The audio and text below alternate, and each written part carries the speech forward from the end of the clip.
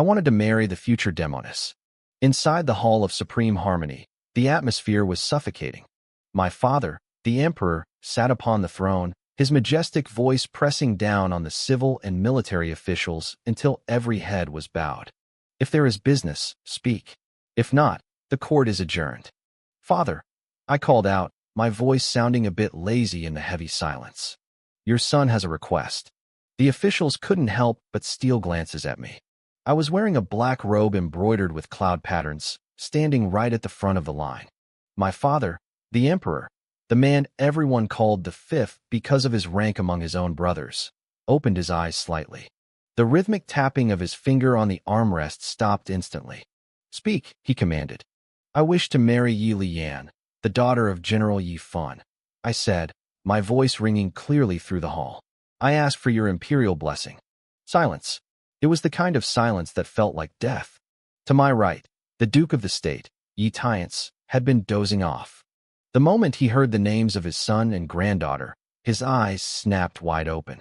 Suddenly, the quiet hall erupted into a frenzy of whispers. The Prince of Chu wants to marry that unlucky girl, someone hissed. The other princes avoid her like the plague. Who knows what he went through during those 5 years away? Maybe he wants the Yi family's power. Watch your tongue. Yi Tiance turned his head, his voice a raspy, angry growl. Who is so concerned about my granddaughter? Why don't you come talk to me about it? The room went cold. The whispers died instantly. The emperor looked at me as I maintained my bow. Sixth son. Your servant is here, I replied. Granted. He didn't even blink. He glanced at the old eunuch beside him, Miao Dong. The old man bowed immediately. This servant will prepare the decree at once. The emperor waved his hand, signaling the end of the session. Dismissed. The old eunuch cracked his whisk and shouted in his high-pitched, duck-like voice, Court is adjourned. The officials were stunned. They stared up in shock. The emperor had actually let that cursed girl into the royal family, and he hadn't given them a single second to protest. Honestly, even I was a bit dazed. He agreed just like that? So straightforward. I had prepared several versions of a speech to argue with those word-twisting civil officials, but I didn't even get to use them. Yi Tiance gave me a long, deep look, a tiny smile tugging at the corner of his mouth. I bowed and left the hall. As I walked out, I became the star of the show. Princes and ministers crowded around me. Some offered congratulations, others threw hidden insults and cold sarcasm. I didn't care. I smiled at everyone. It was a good day. I hummed a little tune as I walked toward the palace gates. My name is Lin Yuan. Well, in this life, I am Shun Yan, the Prince of Chu. I'm a traveler. I went to sleep one night and woke up in a womb. When I opened my eyes, I was the sixth son of the emperor of the Great Qin dynasty. People call me Old Six. It's a good status, but the thought of fighting my brothers for the throne gave me a massive headache. If I stayed a powerless prince, who knew if the winner would purge me later? Back then, I had 3 plans. Plan A, be a child prodigy, win dad's favor, and fight for the throne. Plan B, use my modern knowledge to get rich, hide my strength, and wait for an opening. Plan C was the simplest. Get rich, train secret guards, and run away. The world is big. With money and bodyguards, I could live like a king anywhere. But after living in luxury for a while, I realized something terrifying. The names of the people around me sounded way too familiar. This wasn't just some random historical world. This was the world of a cultivation novel I had read on a sketchy website back in my old life. And I, Shin Yan, was male lead number 1. The story was insane. There were 5 or 6 male leads, but only 1 heroine and 1 female villain. The heroine, Gu Roi, was the long-lost daughter of a marquis. In the book, she was basically a human magnet. Every man who saw her, including me, was supposed to lose his brain and fall madly in love with her. Then there was the villainess, Yi Lian. She was born with pale blue eyes. In this world, that was seen as a sign of a demon, an omen of bad luck. Everyone feared her, except for me. In the original plot, we met as kids. I told her her eyes were beautiful. It was the first time anyone had ever complimented her, and that tiny spark turned into a deep, hidden obsession. But the story turned into a tragedy.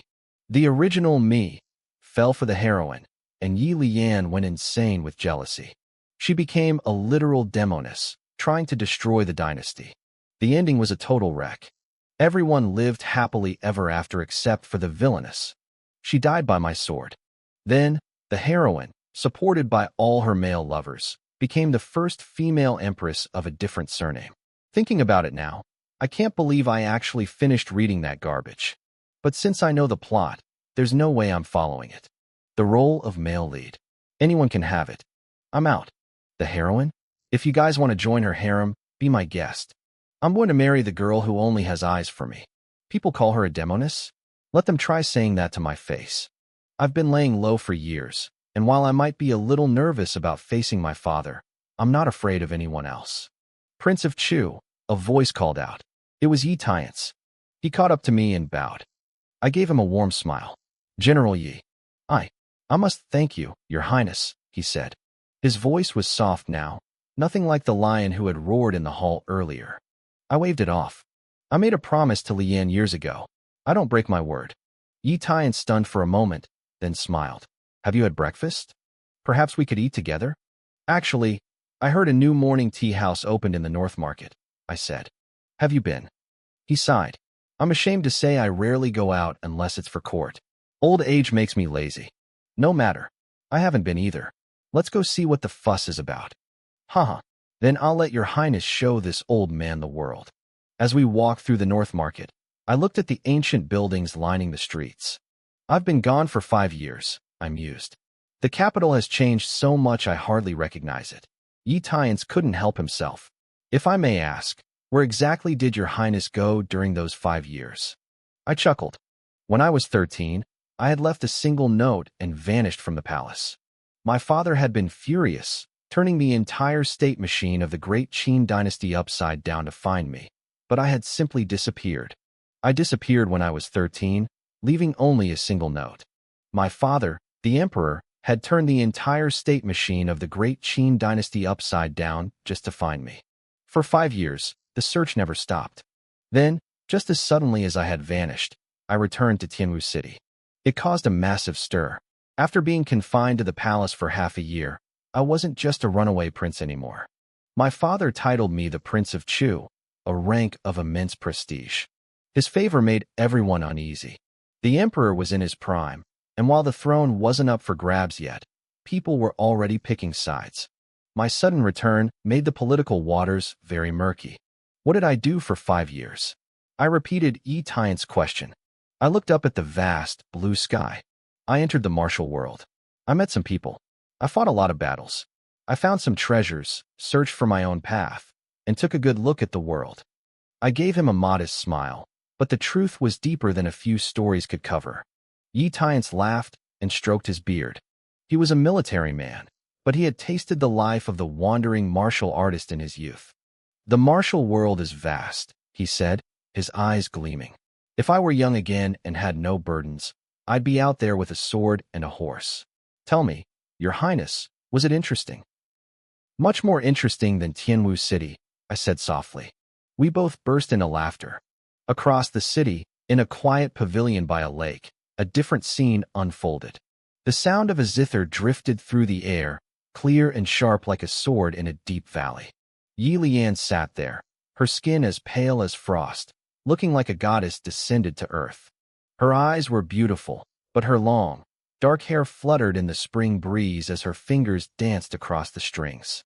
Wow, a maid whispered by the shore. Miss is getting even better. That's nothing, a taller maid replied proudly. You should have seen her play when the birds gathered around and the fish jumped from the water. Jin Xiao, Jin Lian, Lian's cold voice called out. The two maids hurried over. Lian stood up, and a black silk ribbon was tied around her eyes, hiding the gaze that reflected the stars. Help me back, she said. As they walked toward her study, she asked, Has grandfather returned yet? Not yet, miss, Jin Xiao answered. He's usually back from court by now. Something must have delayed him. Then I'll wait, Lian murmured. Back in the market, I handed 2 pearwood boxes to Yi Tiance's guards. They were filled with hot tea and snacks from the new shop. Take these back, General, I said. Let Lian try them while they're still fresh. I'll be going then, Yi Tiance smiled. I'll expect a visit from you soon. Once he was gone, I turned to the shopkeeper. How is business? Prosperous. Thanks to your highness, he bowed low. Good. If General Yi comes again, don't take his money. Just say I've already paid. I left the tea house and headed back to my manor. My butler, a massive man with a thick beard and a voice like thunder, met me at the gate. His name was Mendu. When he shouted, the neighbors probably thought a storm was coming. Your Highness, you're back, he roared. Mendu, I said, rubbing my ears. Volume. Sorry, Your Highness, he blushed. Go to the study. Bring Qinghai. A few minutes later, I was sitting in my study in a simple leather chair I designed myself. Standing before me were Mendu and Qinghai, my captain of the guards. Qinghai was a focused young man with dark skin and a long blade at his hip. Mendu, I started. What's the word on the city gates? Just as you expected, Your Highness. A carriage arrived this morning and went straight to the Marquis of Wuqing's estate. Gu Ruai, I whispered. The gears of the story were finally turning. Gu Ruai's arrival at the Marquis's manor was the spark. Soon, she would catch the eyes of every prince and noble in the city, and a chain of events would follow. I didn't care about her, but I needed to know the timeline. Keep watching the Marquis's estate, I ordered. And Qinghai, there are too many eyes on my manor lately. Deal with them. Understood, Highness, Qinghai replied. Once they left, a cloud of black mist swirled in the corner of the room. A slender man wearing a bronze mask stepped out. This was Inzai. I wasn't surprised to see him. What did you find? I asked, sipping my tea. The withered northern elder has left the Evernight city, Inzai rasped. Zishu is tracking him. A cold smile touched my lips. I thought that old dog would hide for longer. The withered northern elder was a high-ranking official of the demon sect. In the original story, he was the one who pushed Yi Lian toward the darkness. He wanted her spirit eyes. They weren't a curse or a disease. They were a rare gift that appeared once in 1,000 years. She held the potential for both divinity and demonhood. The elder's goal was to break her spirit so she would awaken her demon eyes and become a vessel for the demon sect leader. To do that, he needed her to lose everything, her family, her reputation, and the person she loved. But there was something that didn't add up. If the demon sect could find her using secret arts, why hadn't the great Qin Empire's own living immortal found her first? The state teacher, Lu Wenshuan, was supposed to be able to calculate anything under the sun. Why had he stayed silent about her since the day she was born? I hadn't seen the old man yet, but I intended to find out. I sat back, my mind racing. What exactly was the Shun family planning for Yi Lian? I couldn't believe they were in the dark. It was impossible. My grandfather's attitude today made it clear. He knew the truth. The royal family cared about reputation more than anything. If they didn't have a specific reason, why would they ever allow me to marry a woman everyone called a curse? I thought about it for a long time, but eventually, I gave up. My grandfather's mind was a labyrinth. I wasn't going to solve it today. I'd deal with whatever came when it arrived. For now, I had a more urgent problem to solve. A cold, sharp killing intent flared in my eyes. The withered northern elder will definitely pass through Tianmen Pass, I said, looking toward the corner. Tell Yin Hu and the others to ambush him there. And you, go with them. Don't let that old dog escape. Inzai bowed, his masked face unreadable, and vanished into the shadows. News traveled fast in the capital. By the time the morning court session ended, the entire city of Tianwu was buzzing. It wasn't just about me being named King Chu anymore. No, the real shockwave came from a request I'd made in front of all the civil and military officials. Did you hear? King Chu asked the emperor to grant him a marriage. Which family is the lucky lady from? Keep your voice down. It's the daughter of the Duke of Zhen's estate. What? The unlucky one? Is King Chu out of his mind? The rumors were wild. Some said I'd lost my sanity. Others whispered that despite the curse, Yi Lian was a peerless beauty. But the common folk were skeptical. In their minds, a lady from a military family wasn't some delicate, refined poet. They expected someone like the niece of the Marquis of Dongping, a woman 9 feet tall who could wrestle bears with her bare hands. They assumed I was marrying a giant in a dress. Meanwhile, at the Eastern Palace, the residence of the Crown Prince, a thin trail of incense smoke drifted through the air. Your Highness, the 5th Prince is here to see you, a eunuch announced. Shenmukin, The crown prince opened his eyes. He looked cold and composed as he adjusted his purple sleeves. Let him in. Big brother, why do you always burn this stuff? Doesn't it choke you? The voice arrived before the man did. Shun Tungfeng, dressed in fiery red robes, waved the smoke away as he strode toward the bed. Shin Mukin sat up, looking annoyed. What do you want this time? Shin Tungfeng rubbed his hands together, grinning like a fox. I'm here to help you solve your problems, brother. What problems? Shin Mukin frowned. The morning court. Weren't you there? Old Six wants to marry that cursed girl from the Yi family. Shin Mukin didn't blink. That's his business. Why do you look so upset? Don't tell me you've fallen for her too? God, no. Shin Tungfeng waved his hands frantically. I've never even seen her face. With the rumors I've heard, I walked the long way around just to avoid the Duke's estate. No, brother, I'm thinking about you. Go on then, Shin Mukin said, leaning his head on his hand. Shin Tungfeng coughed and rubbed his fingers together. How much is this advice worth? 500 taels? No.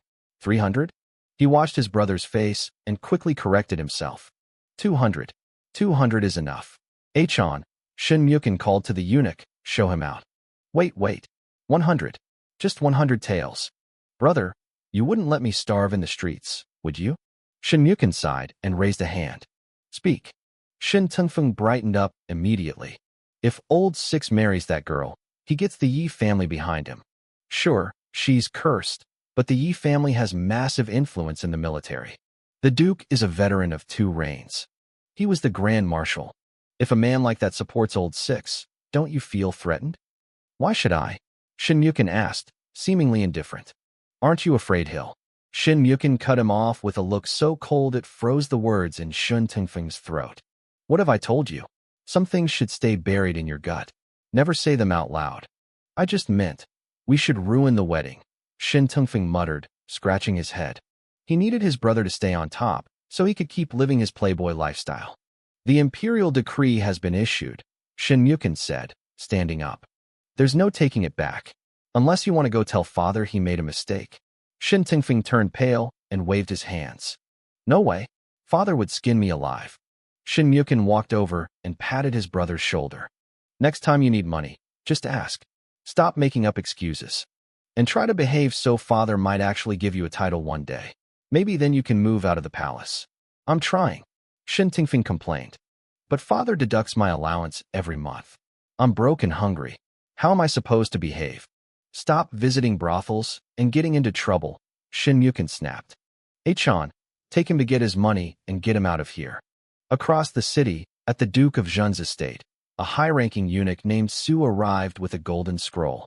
He was flanked by a small army of guards and attendants. Miss, why are there so many people from the palace? The maid, Jean Lian, whispered.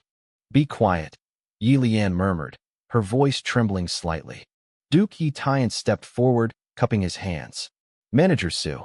Congratulations, Duke, Su said with a greasy smile. Please, receive the decree. The entire household knelt. By the emperor's command, Su read aloud. Yi Lian, daughter of General Yi Jun, is known for her virtue and grace. To honor her family, she is hereby betrothed to King Chu as his princess consort. Give thanks. I accept the decree, Yi Tian said, taking the scroll. Beside him, Yi Lian's body shook. Manager Su glanced at her.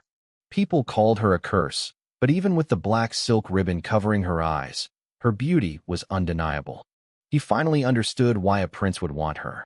"Hey Fu," the Duke called out. The estate manager stepped forward and expertly slipped a heavy bag of silver into Su's hand. "A little something for tea," the Duke said. Su's eyes practically turned into slits from his wide grin. "Then I shall take my leave. Congratulations again." As soon as the palace officials were gone, the Duke spat on the ground. Old eunuch dog.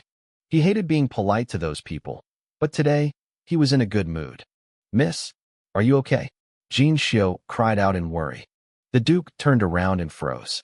The black silk ribbon over Yi Lian's eyes was soaked. 2 wet trails ran down her cheeks. "Lian, what's wrong?" Yi Lian shook her head quickly, supported by her maids. "Nothing, grandfather. I'm so happy." The Duke had told her something good would happen today, but she never imagined this. The man she had thought about every single day and night was finally coming for her. In that moment, the years of pain turned into a flood of tears that she couldn't hold back. My grandfather, Yi Tiance, watched her with a heavy heart. He had lived a long life, but seeing his poor granddaughter finally find a good home was the only thing he needed to die without regrets. Meanwhile, back at my own manor, a servant came running in, slightly out of breath. "Your Highness, the fifth prince is here to see you. He says he's come to offer his congratulations." "Congratulations?" I shook my head with a smile. "He's probably just here to ask for money." In the city of Tianwu, from the emperor down to the street beggars, everyone knew the reputation of the fifth prince, Shen Tengfeng. He was a notorious rogue. I told the servant to bring him to the garden, then headed to the pavilion to wait. I ordered some tea and snacks, settling in. Shen Tengfeng was the second male lead in the original story. Don't let his stubborn, playful attitude fool you. The fact that he could navigate the treacherous waters between the princes and the ministers meant he was far from ordinary. "Sixth brother," he shouted before he even stepped into the courtyard. A flash of fiery red clothes blurred past the servant as he sprinted toward me. I stood up and smiled. "Fifth brother, what wind blew you here today?" "I'm here to congratulate you, of course," he laughed loudly, making himself at home. "When's the big day? I need to know so I can come drink your wedding wine and soak up some of that good luck." I glanced pointedly at his empty hands. "You came to congratulate me empty-handed?" He looked a bit awkward and rubbed his clothes. "Sixth brother, you know how it is. Royal father is always docking my salary. I'm a bit short on cash lately. But I promise, when you get married, I'll make it up to you." "Hee hee. I'm just happy you're here," I replied calmly. Brotherly love doesn't need to be proven with worldly possessions. That seemed to make him even more embarrassed. He had definitely come here to borrow, or rather, scam, some money. I gestured for him to sit. "Try these. They're new snacks from Huaxiang Pavilion. I thought we could enjoy them together." He stared at the delicate pastries on the stone table and gulped. "Sixth brother, you're living the high life. These snacks must be worth 100 taels of silver." Ever since Huaxiang Pavilion became a sensation, it had become the obsession of the elite in Tianwu. Their products were always sold out, and the prices for new items were astronomical. "You're joking," I said. "I just happen to know a master who is friends with the owner. I got these for free." "A master?" He gripped his teacup, eyes wide with curiosity. "Who?" "Royal father." Puffed. Shen Tengfeng turned his head and sprayed a mouthful of tea across the grass. The snacks from Huaxiang Pavilion were famous for being loved by the imperial concubines, so the palace was their biggest customer. "Royal father gave these to you?" He looked like he'd seen a ghost. "Didn't you get any?" I blinked, acting completely innocent. "I thought everyone got a share. A red-robed eunuch brought a whole carriage full of them to my gate yesterday." Shen Tengfeng clutched his chest.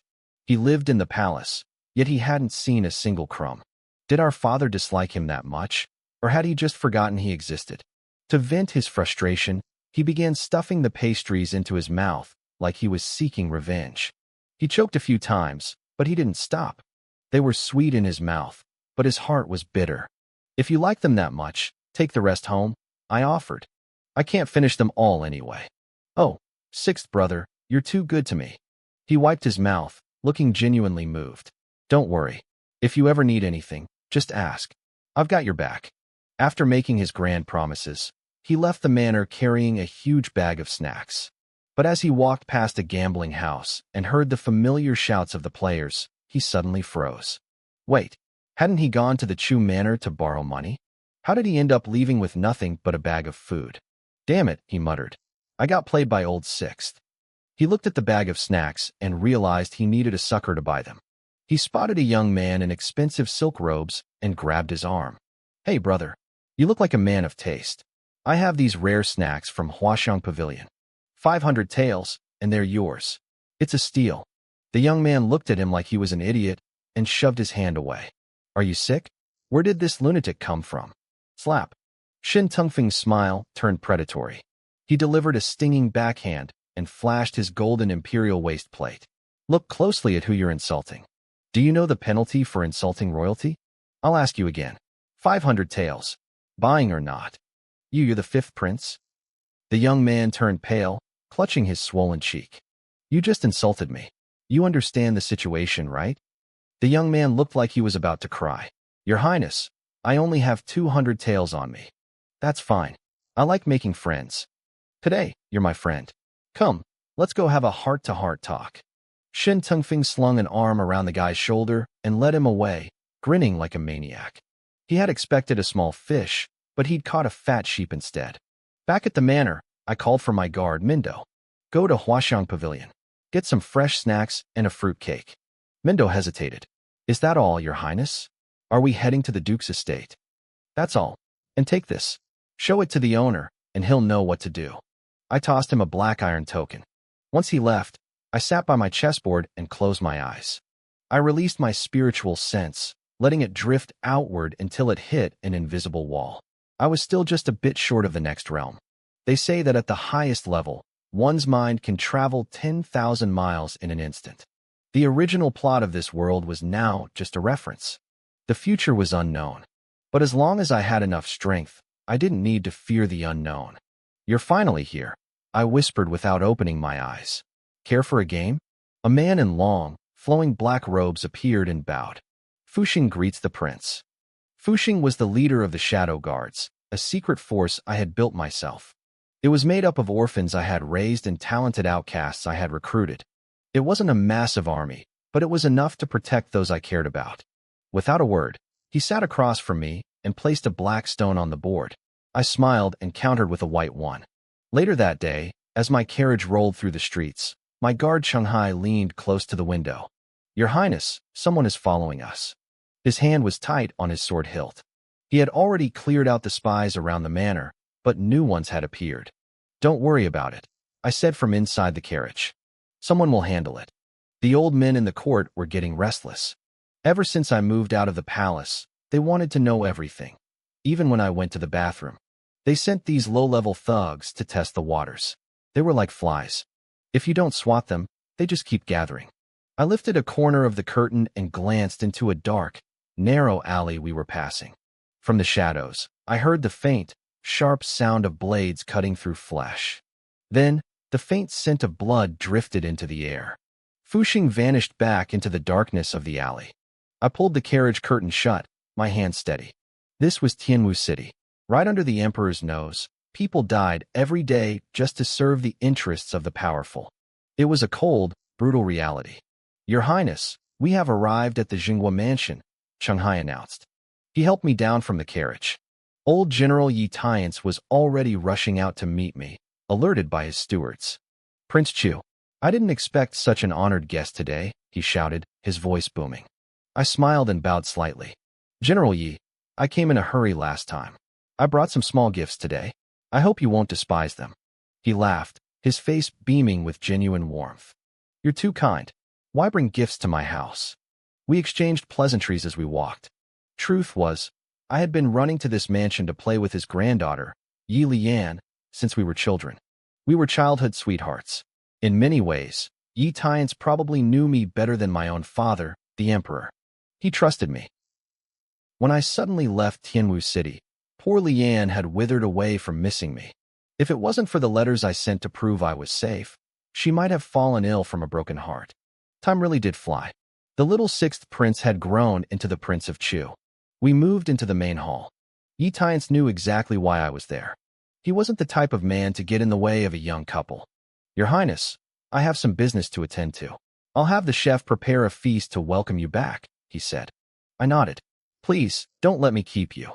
He leaned in with a grin. Lian is waiting in the study. You can find your own way. I felt my face heat up. Even as a prince, I couldn't help but blush. The old general just laughed and walked away. I walked toward the study. Near the door, two little heads were poking out. It was Jinxiu and Jinlian, Lian's maids. Sister Jinxiu, is Prince Chu really that handsome? The younger one whispered. Didn't you see him last time? Jinxiu asked. I was too far away, Jinlian pouted. Jinxiu sighed. Let's just say, he and Our Lady are a match made in heaven. There is no one else like him. I stepped into the room. As I entered, Jinlian froze. She looked at me like she was seeing a god. My strength had grown recently, and with it, my presence had changed. I looked like someone who had stepped out of a painting, elegant, ethereal, and a little dangerous. Both maids were completely dazed. Leanne was there, scolding the girls for being rowdy. When she saw me, her voice died in her throat. She lowered her head quickly, looking flustered. I could tell what she was thinking. She was worried I'd think she was a mean person for being strict with her maids. I just smiled. No need for formalities, I said. It was a bit sad. As we got older, the rules got stricter. Back in the day, she would have just jumped up and grabbed my arm. Jinxiu, you two can head out, I said. Once they were gone, I looked at Leanne. She had a black silk ribbon tied around her eyes again. Why is this back on? I asked softly. Your Highness, Before she could finish, I stepped close. A gentle breeze followed me. I reached out and untied the ribbon. Her eyes fluttered open to the bright light. I quickly cupped my hand over them to shade her. Slowly. Don't hurt your eyes. Her ears turned bright red. She looked so delicate. I looked at her and felt my heart soften. In the beginning, maybe I just wanted to change the story. I thought if everyone else chased the heroines, I would chase the demoness. But over time, I had actually fallen for this sweet girl. I wasn't going to let the original plot destroy her. Not on my watch. Her eyes finally adjusted. She looked at me, her own eyes turning red as she fought back tears. I'm sorry I couldn't stay longer last time, I said.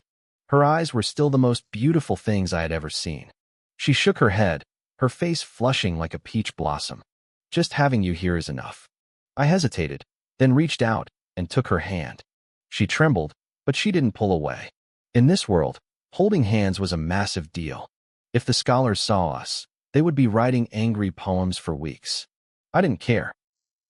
Let's go to the pavilion by the lake, I said. I'll tell you some stories about the world outside. We sat by the water.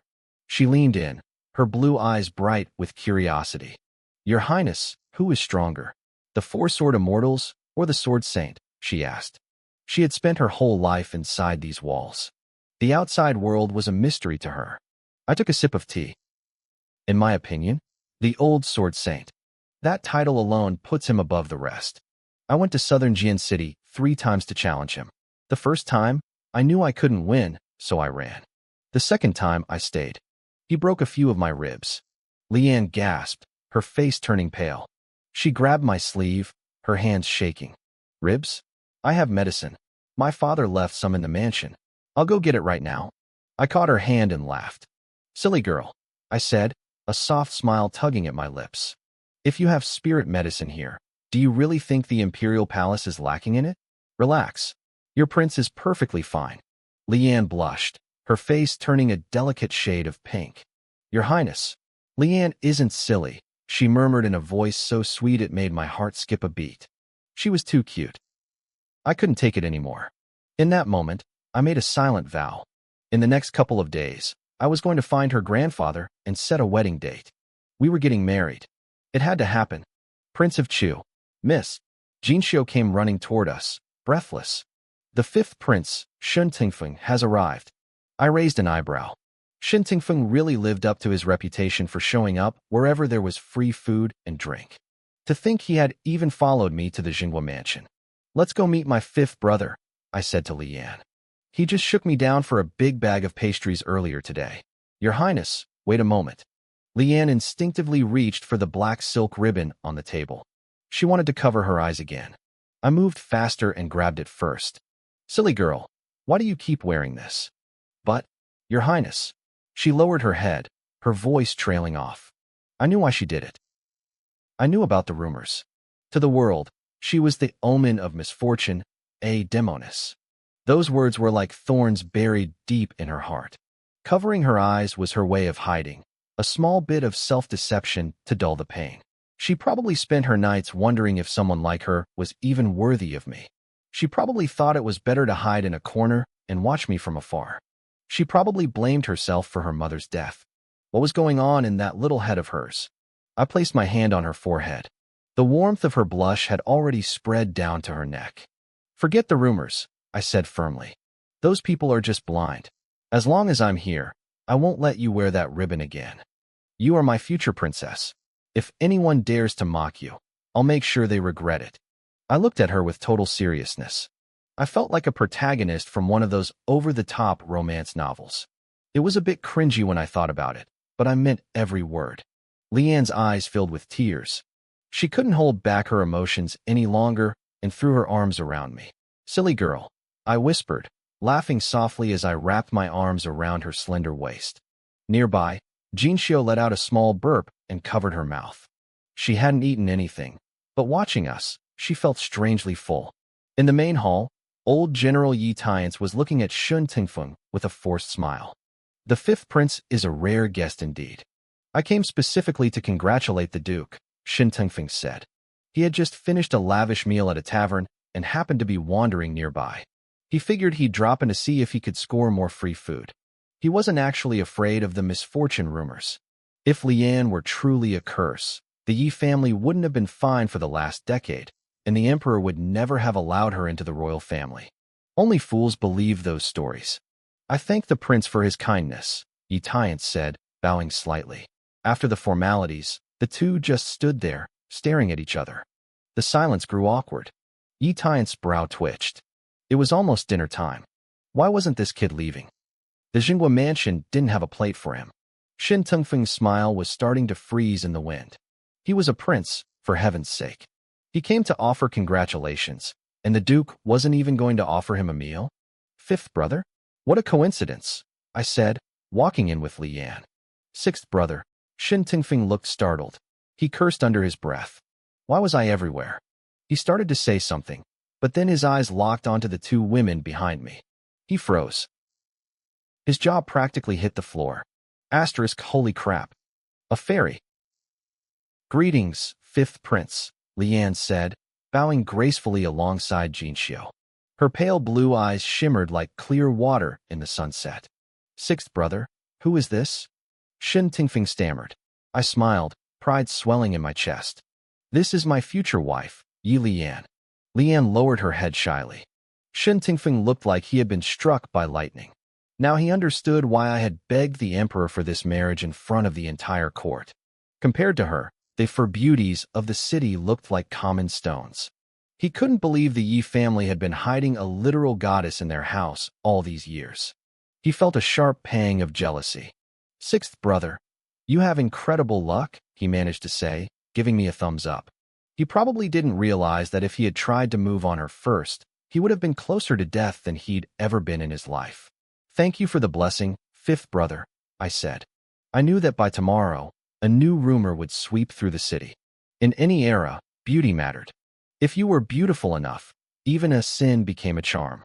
I was going to drown out the old whispers. When people spoke of Yi Lian, they wouldn't think of curses. They would think of grace and luck. Anyway, sixth brother, Duke Yi, Miss Yi, I just remembered I have things to do. "I'll be going now," Shin Tingfeng said. He felt like an outsider. He was just the guy looking for a free meal while we were a family. His mood had hit rock bottom twice today because of me. In his mind, I was the real omen of misfortune. We saw him out. Yi Tiance stood with his hands on his hips, watching him leave. That's a rare sight. In all these years, he's only been here 3 times. "Fifth brother is a busy man," I chuckled. "Prince of Chu," the old general said, "the banquet is ready. Stay and have a few drinks."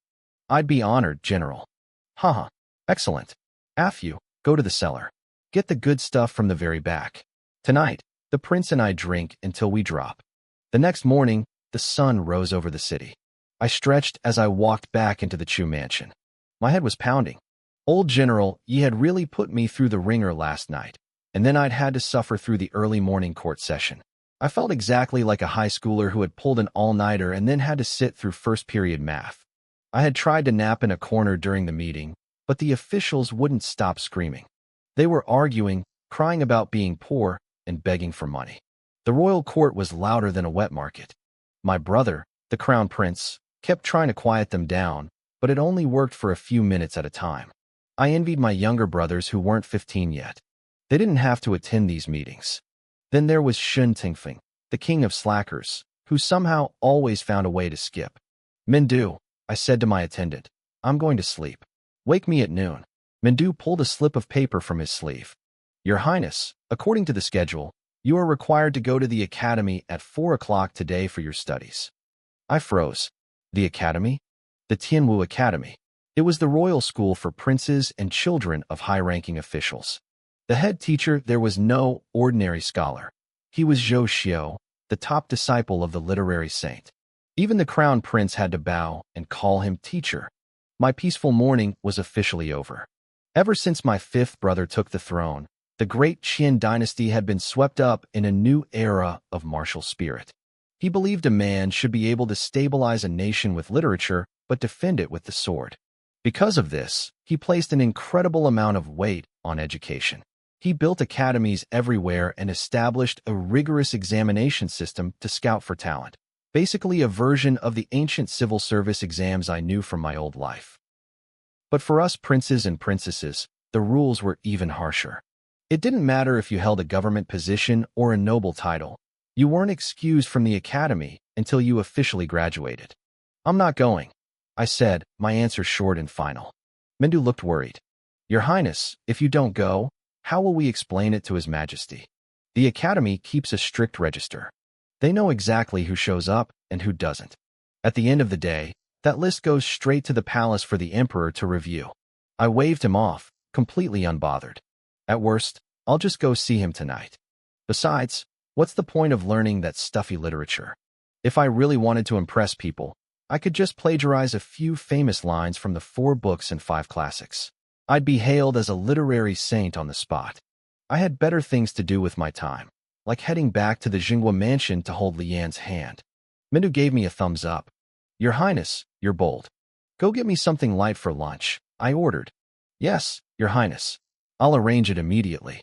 Over at the Tianwu Academy, the atmosphere was much more tense. Zhou Xiao, the top disciple of the literary saint, stood in his white scholar's robes, holding the roll call. He called out my name again. "Shenyan." The classroom went silent. My fifth brother, Shun Tingfeng, was sitting there, his eyes wide with admiration. Sixth brother is a legend, he thought. He actually dared to skip the 7th pavilion session. Even a slacker like Tingfeng didn't have the guts to pull that move. Sitting nearby, the 4th prince, Shun Jingyu, noticed Tingfeng's smirk. "Fifth brother, you look excited. Did you discover something interesting?"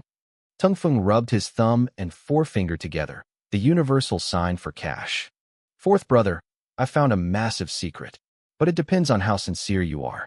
Jingyu laughed, sliding a gold bracelet off his wrist. "I left the house in a hurry today and didn't bring any silver. Will this do?" Tingfeng grabbed the gold, bit it to make sure it was real, and beamed. "It'll do. It'll definitely do. Come closer." He leaned in and whispered into Jingyu's ear. Jingyu's eyebrows shot up. A fairy? A peerless beauty? The 7th prince, Shun Luanyan, was sitting behind them. He was still young, his face full of childish curiosity. He poked his head forward. "Brothers, what are you talking about?" Tingfeng didn't discriminate. He rubbed his fingers at the kid, too. Luanyan's face fell. "Fifth brother, you know I'm even poorer than you." Jingyu, feeling generous, took another gold bracelet off his other wrist and handed it over. Tingfeng's eyes immediately darted to Jingyu's ankles. He wondered if these guys got a massive pay raise the moment they were granted their titles, because they were loaded. "Don't look, that's all I've got," Jingyu said, laughing. Tingfeng took the gold and beckoned the youngest brother closer. A few seconds later, Luanyan's jaw hit the floor. "No way, fifth brother. Are you serious? I saw her with my own eyes yesterday." Tingfeng snapped. "Would I lie to you?" "Silence," Zhou Xiao barked. He closed the register and turned to a young page. "Go to the Chu mansion. Ask the prince why he isn't here today." When the page arrived at my gates, he practically shook in his boots. Mindu's hulking, scarred appearance was enough to terrify anyone. "The prince is feeling unwell today," Mindu said, clasping his hands. "Please relay that to the teacher." The page nodded frantically and sprinted away. Mindu sighed, feeling pretty proud of himself. If he wasn't around to handle these things, he figured my whole household would probably fall apart. By lunchtime at the academy, the rumor mill was in full swing. Tingfeng was running around like a man possessed, stopping anyone he could find. "I have a secret. You want in?" By the time he was done, his pockets were overflowing with gold and silver, and the news about Yi Lian had spread like wildfire. The ominous girl of the Yi family was no longer a monster. She was a hidden beauty. "Did you hear? The Yi girl is prettier than the 4 great beauties. I heard she's a literal fairy under a curse, forced to live in the mortal realm." The conversation shifted from fear to obsession. People were even debating if the 4 great beauties should now be the 5 great beauties. Naturally, some idiots decided they needed to see for themselves. A few brave, or stupid, souls tried to climb the walls of the Jinghua mansion, only to be beaten back by guards with clubs. Inside the mansion, old General Yi Tiance sat with a dark expression. He knew exactly who was responsible for this. That loudmouth, Shen Tingfeng. He didn't know whether to be happy or angry. He was glad people weren't calling his granddaughter a disaster anymore, but he was furious that his home was being treated like a tourist attraction. Luckily, I had warned him the night before. He had doubled the guards, so the intruders didn't stand a chance. Master, a servant named Ah Fu reported. The son of the Marquis of Luqing is at the gate with a visiting card. Tell them to get lost. Yi Tiance growled. The mansion is closed to visitors today. A moment later, Ah Fu ran back in. Master, what now? I said no visitors. It's the Prince of Chu's men, Ah Fu whispered. Yi Tiance blinked. Let them in. Chenghai stepped into the hall and bowed. General, the prince heard the mansion was being harassed by unwanted guests. He sent me with 100 Xian guards to help. We are at your disposal. Yi Tiance looked out at the 100 elite soldiers dressed in silver and black armor, their long blades gleaming at their hips. A small smile finally touched his face. The prince is very thoughtful. Back at my mansion, I asked Mindu. Did Chenghai make it? Yes, Your Highness. He's at the Yi residence now. I nodded. Good. Let's wait and see how far this whirlpool spreads. Meanwhile, far to the west, the wind howled across the Tianmen Pass. This was the legendary first pass under heaven, a massive fortress built into the mountains. The walls were scarred by time and sand, but one mark stood out, a terrifying sword gash that ran from the top of the tower all the way to the ground. Legend said the sword saint, Pei Wen, had been blocked here years ago. The defending general had challenged him, asking how he would break the world's greatest pass. Pei Wen had left a single strike and walked away. For years, no one dared to repair the tower because the lingering sword intent was too powerful to approach. It had become a holy site for swordsmen everywhere. Up on the wall, a captain spat out a mouthful of sand. The wind is brutal today. His right eye was twitching uncontrollably. He had a bad feeling, like something terrible was about to happen. Out in the desert, a dark shadow flickered through the sandstorm. It moved with a sound like 1,000 people screaming, a wail that drowned out the wind itself. Suddenly, the figure stopped. The wind whipped his black robes against his thin frame. A voice like a dying crow rasped out into the void. Little mouse, you followed me all this way. Aren't you going to come out? The voice of the old man was hideous, a raspy struggle between a sob and a laugh. Suddenly, the sand in front of him began to bulge. A small mound formed, then burst open as a tiny, agile figure leaped out and landed perfectly on the ground. Bah, you old fossil, the girl snapped, dusting herself off. You've got some nerve. If I hadn't let my aura slip on purpose, do you really think you could have sensed me? I've been tailing you since you left the Night City. She pointed a finger at the man, who I knew as the withered North Elder. Her voice was high-pitched and fierce, like a kitten trying to roar. Her name was Zishu. The elder's face, already wrinkled like rotting tree bark, turned a shade paler. He was stunned. He had never heard of a concealment technique this perfect. This little girl was only in the mortal realm. Facing him should have been a suicide mission. Unless she wasn't alone. In the world of martial arts, levels meant everything. From the lowly unranked to the first class, then the mortal, the mysterious, the free, the heaven dance, and finally the legendary spirit realm. The elder was powerful, but he felt the air shift. For figures emerged from the swirling sandstorm, moving with haunting speed. They fanned out, surrounding the elder in a perfect execution square. Later, old man. Zishu stuck out her tongue, gave him a very modern, very rude gesture with her middle finger, and dove back into the sand like a fish into water. The elder's face crumpled into a mask of dread. These 4 newcomers had massive, suffocating auras. One of them felt even stronger than him. As the left protector of the demon sect, he was used to being hunted, but this felt different. This felt like the end. May I ask who you are? The elder asked, his voice dripping with forced respect. If I have offended you, I apologize. I am willing to offer a heaven snow burial flower and a top-tier demon sect manual to settle this. Silence. Only the howling wind answered him. Then, one of them moved. The figure leaped, and the phantom of a golden tiger roared into existence behind him. He came down like a predator descending a mountain, his strike heavy and righteous. The elder knew he couldn't block it. That energy was pure yang, the exact opposite of his dark cultivation. He twisted his body, narrowly dodging the blow. Boom.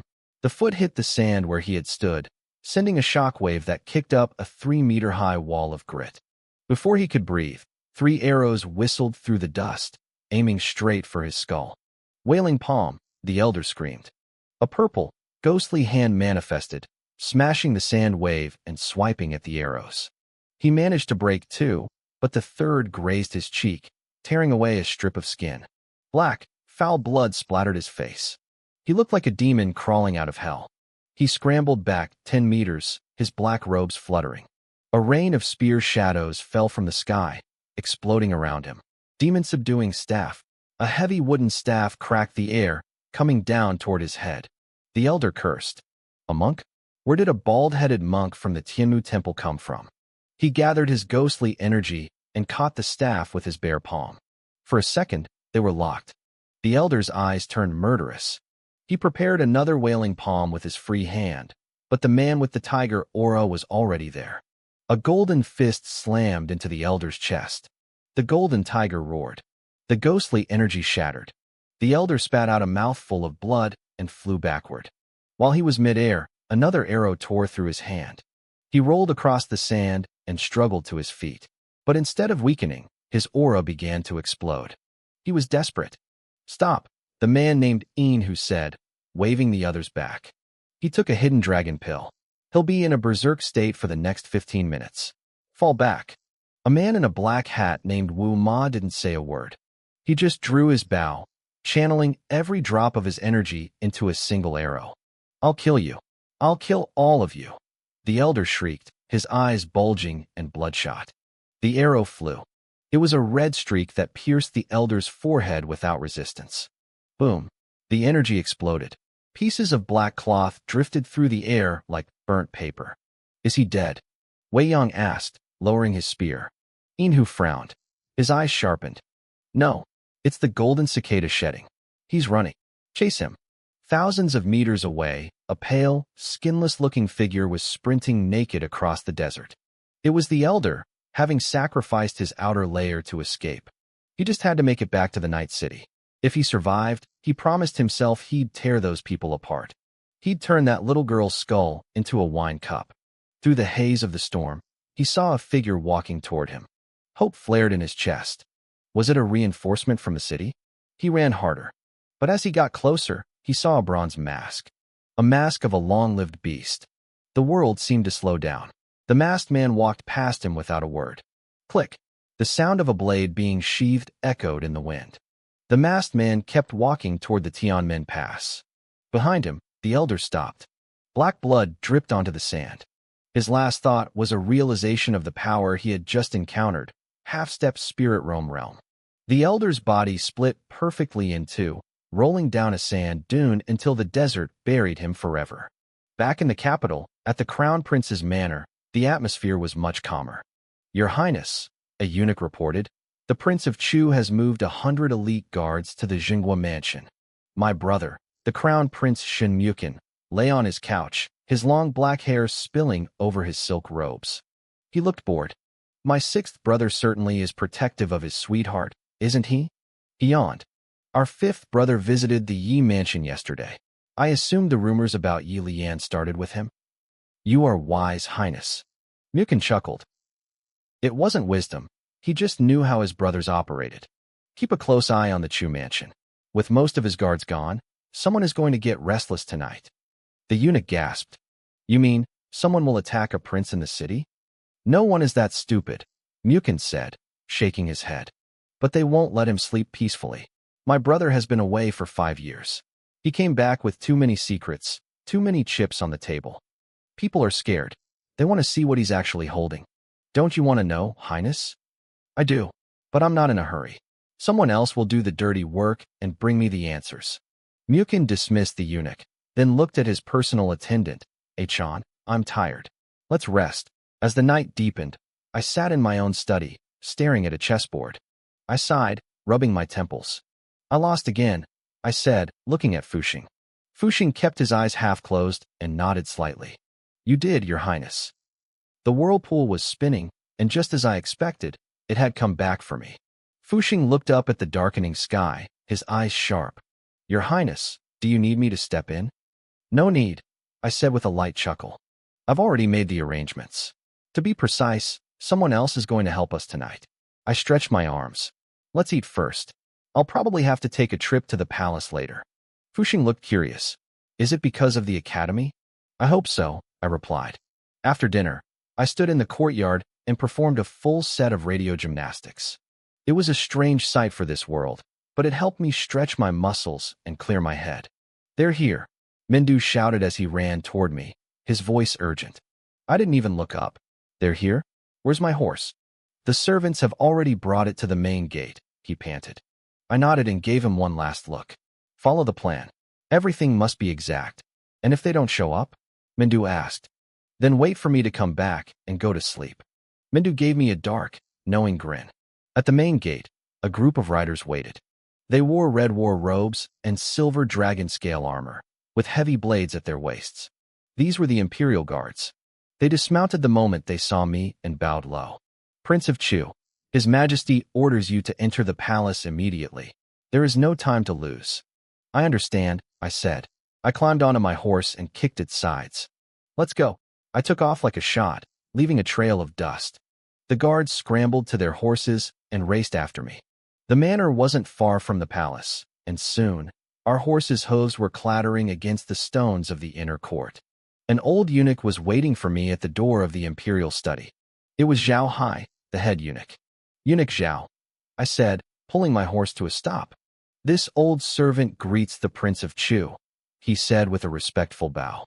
I leaned in close and whispered, How is my father's mood today? Zhao Hai looked nervous. I wouldn't dare say, Your Highness. Come on, Eunuch Zhao. Just a nod for happy, a shake for sad. I pulled out a 500-tael banknote and stuffed it into his sleeve. Your Highness, I can't. It's just a little tea money, I insisted. As we were back and forth, my father's voice boomed from inside the study. Old Sixth. I'm here, I shouted. I hurried inside and performed a formal bow. Zhao Hai quietly tucked the money away and followed me in. My father, Emperor Shen Wudi, was buried behind a mountain of scrolls on his desk. He didn't look up. Why didn't you go to the academy today? I didn't want to go, I answered honestly. He finally put down his scroll, his expression shifting. Why? I just didn't feel like it. Is Master Zhou a bad teacher? He's excellent, I said. I just didn't want to go. I'm fining you 1 month's salary, he snapped. Any complaints? My heart squeezed, but I kept my face neutral. I wouldn't dare. I knew it. The old man was looking for any excuse to bleed me dry. I heard your Bayan Chamber of Commerce has been very busy with foreign traders lately, he said casually. The horse market is about to open, father. I wanted to make sure we secured enough breeding stock and grain transport horses this year. I told the merchants to negotiate the prices early. I felt a pang of pain in my chest just talking about it. I had built the Bayan Chamber of Commerce from nothing. My father had invested in it by simply providing his face and protection. For that, he took 50% of the profits without lifting a finger. On top of that, he constantly found ways to tax my half of the share. Currently, 60% of the Empire's warhorses came from my company. You've put in effort, he said. It is my duty, I replied, my mouth twitching. Father, I have a request. Speak. I would like you to pick an auspicious day for my wedding. A small smile finally appeared on his face. Impatience? Or are the rumors bothering you? The rumors are many. I'm afraid of unexpected changes. The last time I saw Lian, she was just a baby in her mother's arms, my father mused. Now she's a grown woman. Time flies. I stayed silent. I remembered that Lian's father, Yi Fun, had been my father's personal bodyguard back when he was still the crown prince. Father, I said, I have something I don't understand. What is it? You don't seem to care about the rumors at all. But I care, he interrupted. But I trust you. I know you won't let Lian suffer. He was testing me. I won't fail you, I said firmly. Good. Now, I have a scroll here for you to look at. If your answer isn't good enough, I'm docking another month of your salary. Later that night, I walked out of the palace gates. Inside the study, Zhao Hai stood beside the emperor. Zhao Hai, what do you think of old Sixth? My father asked. Zhao Hai bowed his head. If I may be so bold, the Prince of Chu has been brilliant since childhood. He is talented, well-read, and skilled in both letters and martial arts. He carries your shadow in his brow, Majesty. He is a blessing to the empire. If I were to name an heir, do you think he is suitable? Zhao Hai turned pale and dropped to his knees. This servant is terrified to speak on such matters. My father sighed. Everything he does, his purpose is always too strong. Outside, the night sky over Tianwu City was suddenly torn apart. Whiz, pop, bang. Streaks of light shot into the air, exploding into 1,000 colors. At the Jinghua mansion, Yi Lian looked up. Her long, snow-white neck was exposed as she stared at the sky, her eyelashes trembling. So beautiful, she whispered. At the marquee of Wuqing's manor, another young woman stood in her courtyard, her eyes sparkling. What beautiful fireworks! On a quiet street, my carriage had stopped. My guard looked confused. Is there a festival today? Wait. That direction. That's the prince's manor. I leaned against the carriage and put a hand on his shoulder. This is a good spot. Let's stay here and enjoy the show. But your highness, the manor is. I waved him off. Don't worry. Just watch. Back at my manor, Mendu had finished lighting the last of the fireworks. He drew his blade and signaled the guards to retreat as a group of men in black swarmed over the walls. Are these the prince's elite?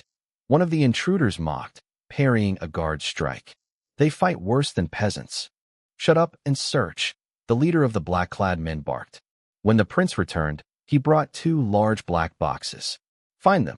The attackers pushed into the backyard. Mendu punched a man so hard he flew backward, then yelled, "Run!" The guards didn't hesitate. They turned and fled deeper into the manor. The intruders tried to give chase, but the sound of whistling air cut through the explosions of the fireworks. Asterisk thwip, thwip, thwip. Asterisk blood bloomed like flowers in the colorful light. In an instant, half of the 30 intruders were pinned to the ground by crossbow bolts. The leader spun around, his sword a blur as he knocked arrows out of the air. His pupils shrank. No, how are they here so fast? On the tiled roofs of the manor, dozens of masked figures had appeared out of nowhere. They held heavy Tanlang crossbows, their eyes cold behind their masks. The Wuwei division. The emperor's secret teeth. Attack! The commander, Song Qi, ordered. The Wuwei guards dropped their crossbows and drew their blades. They fell from the roofs like wolves into a sheepfold. The men in black, who were supposed to be top-tier experts, didn't stand a chance. It was a slaughter. The leader of the assassins gritted his teeth. If the Wuwei division had been just 15 minutes later, they would have found the boxes. Now, he was just trying to survive. He leaped into the air, trying to clear the perimeter wall. He was fast, but a shadow was faster.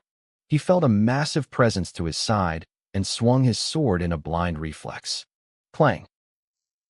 A meteor hammer, glowing red from the reflection of the fireworks, smashed into his blade. The impact sent him spiraling back into the courtyard. Song Qi pulled the chain back, his eyes fixed on his prey. The trap was shut. Song Qi didn't give the leader a chance to breathe. He spun the meteor hammer with high-speed rotations, stepped forward, and used the momentum to smash the iron weight toward the man's skull. The leader raised his sword to block, but the impact was devastating. A massive chunk of the blade snapped off instantly. The force traveled up his arm, numbing his grip and forcing him to retreat several meters along the wall. The distance between them grew. Song Qi exhaled a sharp breath of inner energy, and the tiny sparks inside the meteor hammer caught the wind. A sudden wave of flame erupted, engulfing the assassin leader. With a heavy thud, Song Qi kicked the returning hammer back into the fire. "Get out!" the leader roared. 2 streaks of sword energy tore through the flames, forcing Song Qi back. The masked man leaped down from the wall, clutching his collapsed shoulder, and fled the manor in total disgrace.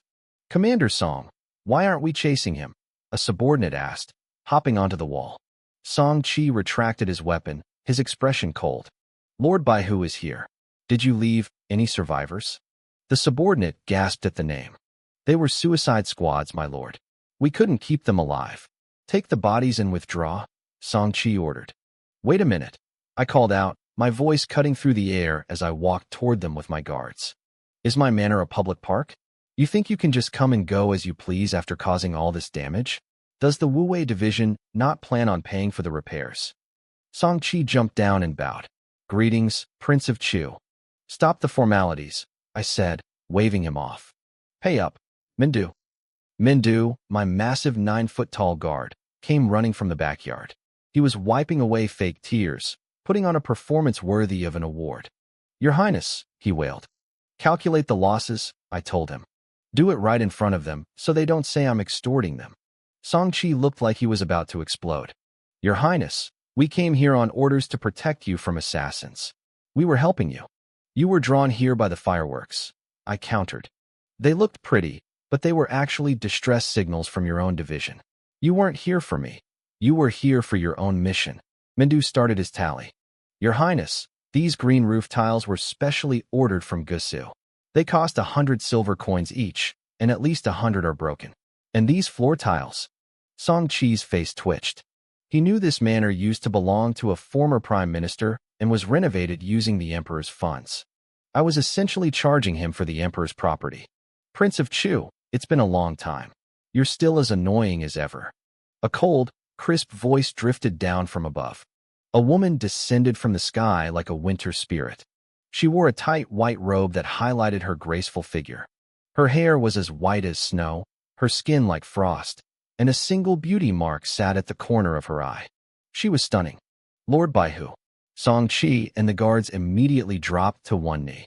Baihu, one of the 4 heads of the Wu-Wei division, folded her white fan. The man you're looking for is in the alley outside the manor. He still has 1 breath left in him. Take your people and leave. Yes, Lord Baihu. As the guards cleared out, the manor fell silent. The night wind blew softly. You little troublemaker, she said, her voice turning slightly resentful. You've been back so long, and you didn't even come to see me? Mindu and the other guards gasped. They looked at each other, eyes wide. What was the relationship between their prince and the legendary Baihu? We'll talk in the study, I said, my face darkening. Once inside, Baihu couldn't help teasing me. 5 years away, did you miss me? Stop, I said, holding up a hand. I have no interest in older women. Just pay for the damage your men did to my house. I held out my hand expectantly. Her eyebrows shot up. Who are you calling an old woman? You're 12 years older than me, I reminded her. You're in your 30s. If that's not an old woman, what is? I am your aunt, she snapped. Don't you know how to respect your elders? And I am a prince, I retorted. I've never heard you call me your highness once in my life. She sighed, her expression softening. I heard you're marrying Yilian. I am.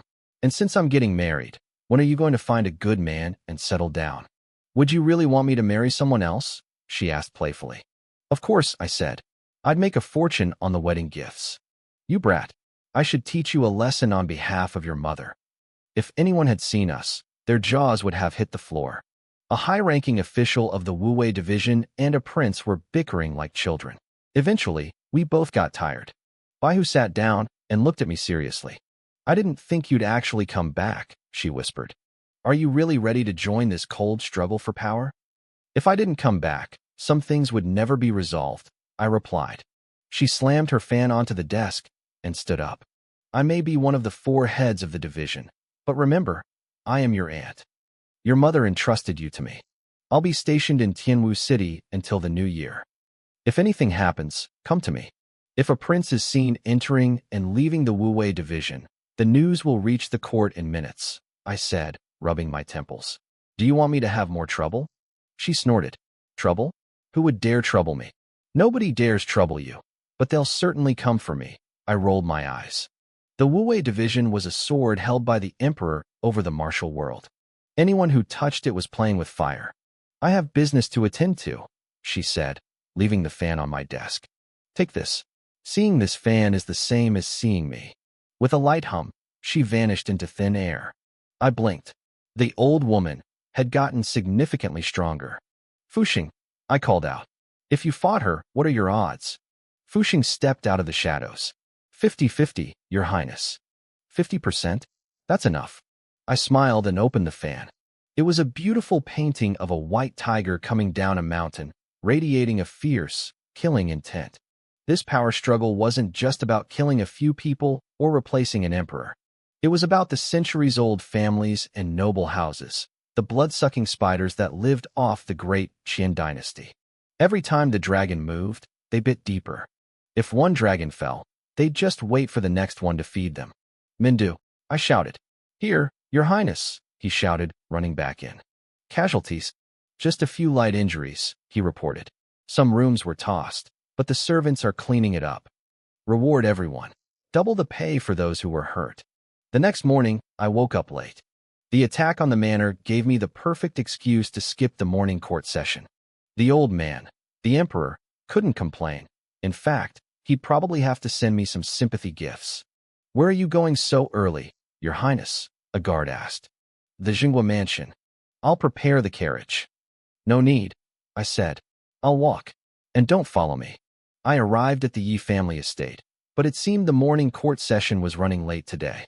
Old General Yi Tiance hadn't returned yet, but when Yi Lian heard I was there, she didn't wait for her grandfather. I saw the surprise and joy in Yi Lian's eyes when she saw me. She had been waiting for her grandfather, but I showed up instead. Logically, we both should have returned from the morning court session together. She looked at me, confused, probably wondering what had happened to the old general. I told a small lie.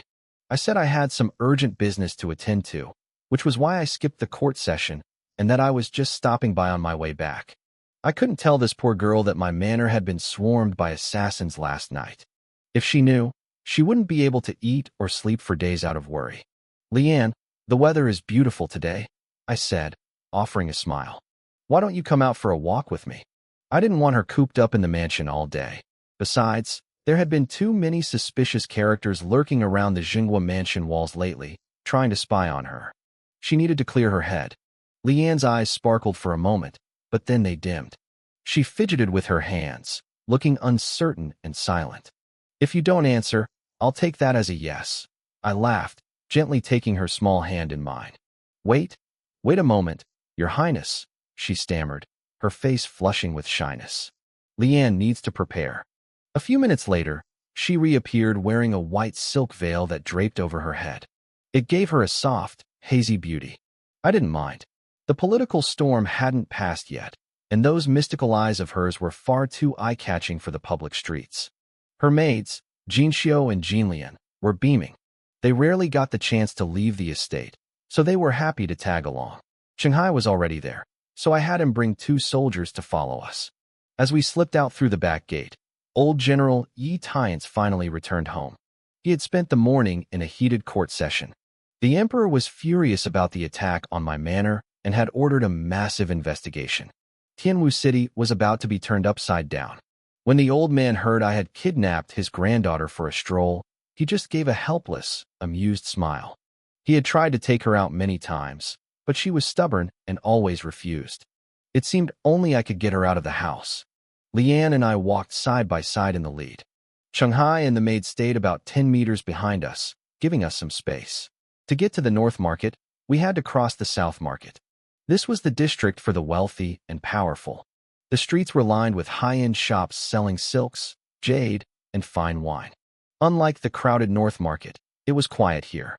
The sun was high, but the streets were nearly empty. Ordinary citizens didn't dare walk here. You never knew if you'd accidentally bump into a high-ranking official. Lian stopped suddenly in front of a fabric shop, staring at the fine silks on display. I could see her little head tilting as she imagined me wearing a robe made from those fabrics. What is it? Want to take a look? I asked softly. She nodded, her ears turning a deep shade of red as she looked at me. A shop assistant rushed out, his eyes sharp. Working in this neighborhood, you had to be a master at reading people. Even with the veil, he could tell we were nobility just by our clothes and posture. He started flattering us immediately. Lian carefully chose a piece of top-tier silk and 2 pieces of brocade. How much? I asked. As Lian reached for her small silver pouch, I already had a banknote in my hand. Pack it up and send it directly to the Jinghua mansion. The assistant froze. The Jinghua mansion? He looked at the veiled girl and then at me. His brain worked fast.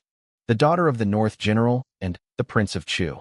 Please, walk slowly, Your Highness. My lady, he called out as we left. He was shaking with excitement, ready to go brag to his neighbor about his royal customers. But as he stepped toward the door, he felt something hard press against his stomach.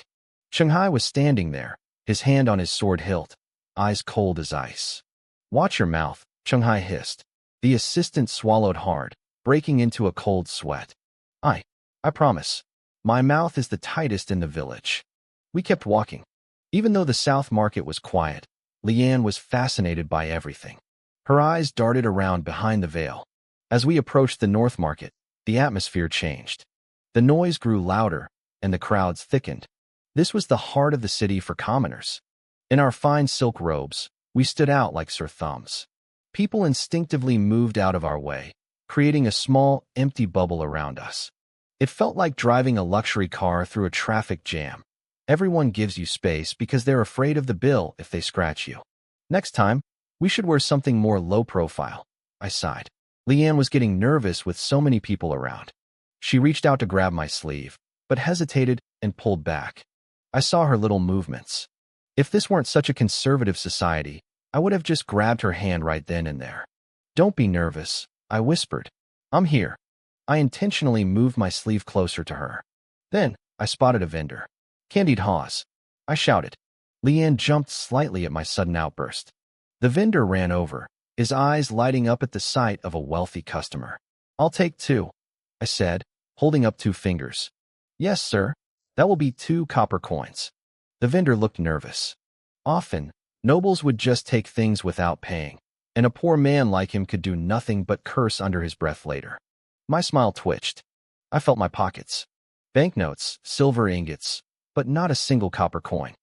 Do you have change for a 10-tael note? I asked. The vendor's face soured. He didn't even make 10 taels in a year. He thought I was trying to stiff him. Lian gently tugged my sleeve. She pulled 2 coppers from her pouch and handed them over. I took them, feeling a bit embarrassed, and paid the man. He looked at Lian with pure gratitude. As we walked away, the maids Jinxiu and Jinlian reached the vendor. We want 5 sticks, Jinlian said excitedly. The vendor was happy until he saw Shanghai and the soldiers behind them. Their armor and killing intent made his knees go weak. He almost hit the ground right there. Why are you guys walking so fast? Jinlian called out to Shanghai, but the guards didn't stop, keeping their eyes fixed on me and Lian as we moved through the crowd. Stupid Lian, Jinxiu said, tapping Jinlian's forehead with her finger. He's the prince's personal guard. He has his duties. Hurry up and buy the sweets so we can catch up. The vendor overheard them, and his eyelids jumped. That young man, who looked like a celestial being descended to earth, was a prince? I had just stood that close to royalty? My goodness. A little further down the street, Lian was facing the biggest crisis of our outing. The white veil hanging from her hat was a major obstacle. If she wasn't careful, the syrup from the candied haws would stain the silk. But if she lifted it, people would see her eyes. She stood there, frozen in conflict. The bright red, mouth-watering fruit was right in front of her, but she couldn't figure out how to eat it. Was she supposed to pick it off with her fingers? Suddenly, her hand felt light. I had snatched the stick away. Now you see how much trouble it is to bring you out, I teased with a light laugh. I circulated my inner energy, focusing it at my fingertips. With a subtle flick, a single sugar-coated hawthorn berry detached from the bamboo skewer, hovering slightly in the air before I caught it. Come on, I'll feed you. I lifted a corner of her white veil and held the berry out. Your Highness, she murmured, her voice trembling. We did this when we were kids. Don't tell me you're shy now. I joked. Back then, she used to feed me fruit, and I'd spend my time peeling nuts for her. Lian's face turned bright red, her heart racing with embarrassment, but she obediently opened her small mouth. She took a tiny, gentle bite. Watching her lips move made my heart itch. I really wondered how long the old general was going to take to pick an auspicious date for our wedding. As we walked, Lian pulled out her small silver pouch.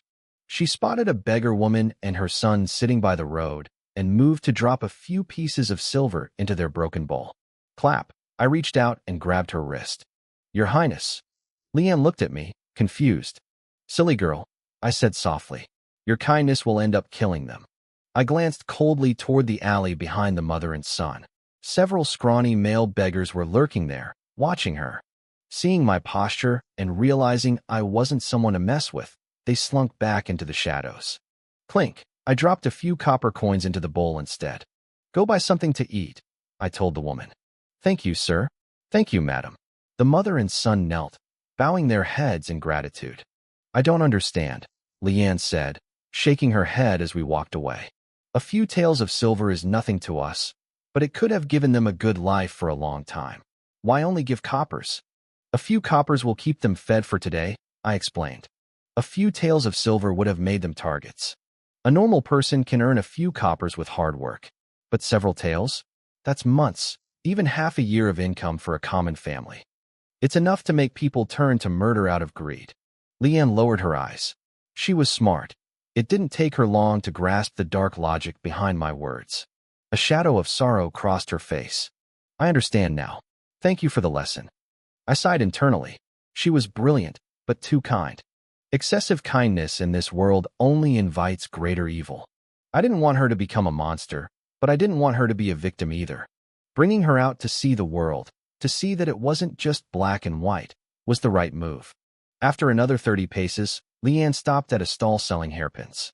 She picked up a beautifully carved wooden pin, examining it closely. Miss, come look. The pins here are so pretty, a voice chirped nearby. Chiyun, slow down, another voice replied. I stiffened, wondering why that name sounded so familiar. Chiyun. Why did that name sound so familiar? Then it hit me. Chiyun was the name of the personal maid of Gu Ruoi, the original female lead of this story. In the original plot, Gu Ruoi's mother came from the Zhun family, wealthy landowners in Luozhou. Years ago, during a massive famine and a peasant uprising, a general named Gu Qing was sent to suppress the rebellion. He fell in love with the Zhun family's daughter, but duty called him away to fight the northern barbarians. By the time he returned, the Zhun family had vanished. He searched for 17 years, only to find a grave. But he found his daughter, Gu Ruoi. I turned my head instinctively. There she was. She was a lively girl, her skin as pale as snow and her hair like a black waterfall. Her eyes were like shimmering pools, her beauty soft and delicate. She was every bit the heroine. Her looks could actually rival Leanne's. No wonder all the male leads in the book threw themselves at her. I quietly looked away. In the original story, I was supposed to meet her 7 days after she returned to the city, saving her from a situation at the 1,000 Gold Pavilion. But I had already changed the plot so much. I had snatched up the treasures and opportunities meant for the original protagonists. The guidebook in my head was expired. I might as well throw it in the trash. Even though it was just a glance, Gu Ruoi seemed struck by my appearance. I could see the startled look in her eyes. Ma'am, how much for this wooden pin? Leanne asked the old woman running the stall. 3 coppers, the old woman said, then hesitated. Actually, 2 is fine. It's a bit expensive. The pin was carved well, but it was just plain wood. No jewels, no gold. Here you go, Leanne said, placing 3 coppers into the woman's hand. Thank you, young lady. Thank you. Are these wooden combs for sale too? Leanne asked, reaching for a row of small, delicate combs. At the exact same moment, another hand reached for the same comb. I rolled my eyes. Of course. This was exactly the kind of cliché drama the original author loved. Please, after you, Leanne said, withdrawing her hand. She looked up and blinked, surprised by Gu Ruoi's beauty. Even through the veil, Gu Ruoi could feel Leanne's elegant, cold aura. She looked at me, then back at Leanne. A strange sense of rivalry or unease seemed to flash in her eyes. No, sister, please, Gu Ruoi replied with a polite bow. Even though her family had fallen on hard times, her etiquette was perfect. Her maid, Chiyun, stood there looking confused, wondering why everyone had suddenly stopped talking. Ma'am, what about this one? I asked, breaking the awkward silence. I picked up a comb that felt different. The old woman's eyes cleared for a moment. Sir, that one is made of ox horn. It's more expensive. It costs 1 tael of silver. I looked at the comb. The texture was like jade. The craftsmanship was incredible. The person who made this had poured their soul into it. My third son carved that, the old woman said, her face glowing with pride. I'll take it. I pulled out a few pieces of silver and placed them in her hand. Sir, you gave me far too much, the old woman stammered, looking at the silver in her palm. It's not too much, I replied firmly. It's worth every bit of that price. Thank you, young master. Thank you. I turned to Leanne. Do you like it? I asked, placing the oxhorn comb into her small hands. Her eyes filled with a mix of joy and bashfulness. She nodded her head so vigorously I thought her hairpins might fall off. I love it, she whispered. In almost every world, whether in the past or this one, giving a comb carried a heavy meaning. It was a private vow, a promise to grow old together until your hair turned white. No wonder the silly girl was so moved. Standing to the side, Guroi watched us. Her fingers gripped the corner of her sleeve tightly. For some reason, her heart felt strangely empty, yet her stomach felt heavy with a sensation she couldn't name. Let's go, I said with a gentle smile. I didn't give Guroi a second glance. Leanne gave her a polite, graceful nod of farewell, and then we walked away from the stall together. Miss? Miss? Chiyun waved her hand in front of Guroi's face, snapping her out of her daze. The young master is already gone. Oh, Guroi murmured, her gaze dropping. She looked genuinely dejected. From start to finish, it felt like that man had only looked at her once. Miss, did you fall for him? Chiyun asked with a mischievous grin. I did not. Guroi's face flushed a deep crimson. Her shy, lovely expression made every man walking past turn their heads to stare. You wicked girl, making fun of me again. You need to be punished. Ouch.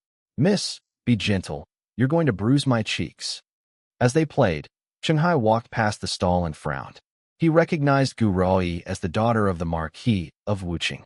I had told him to keep an eye on her a few days ago.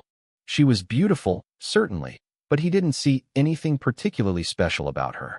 His subordinates, Jinxiu and Jinlian, were staring at her with wide eyes, though. Aside from their own mistress, Lian, they had never seen a woman with such peerless beauty. They were practically green with envy. Further up the street, I noticed Lian looking like she wanted to say something, but was holding back. I couldn't help but chuckle. What is it?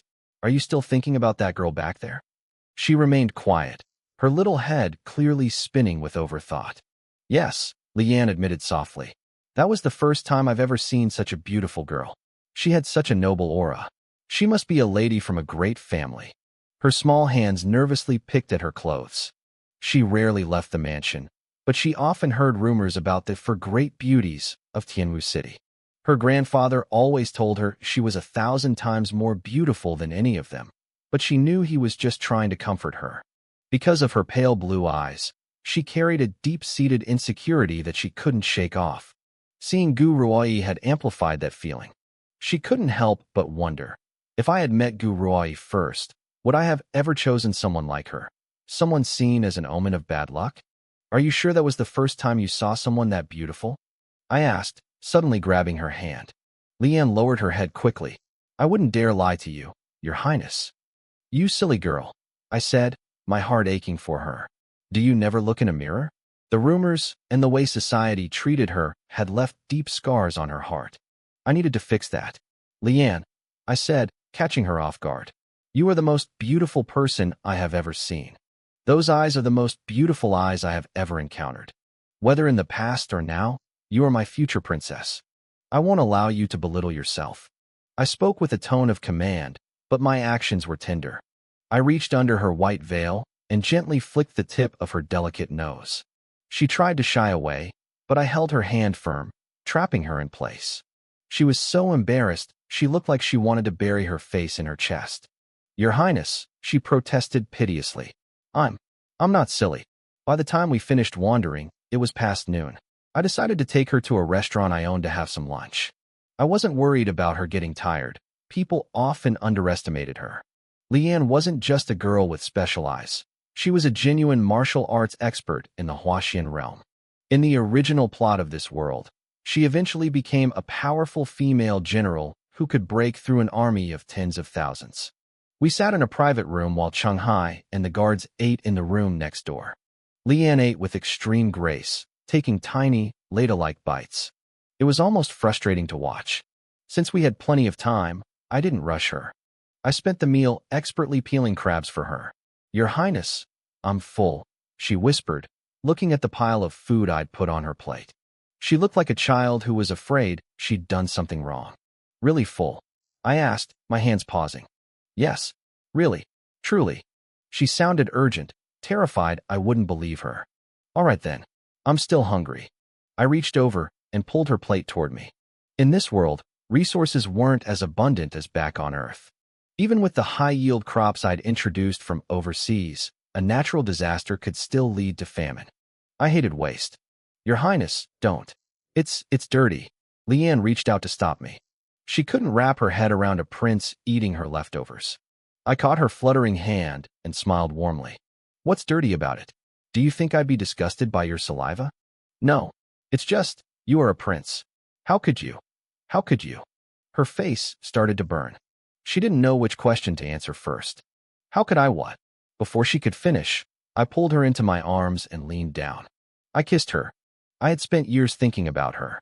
I wasn't going to be satisfied with just holding hands and walking through the streets. Lian's eyes went wide.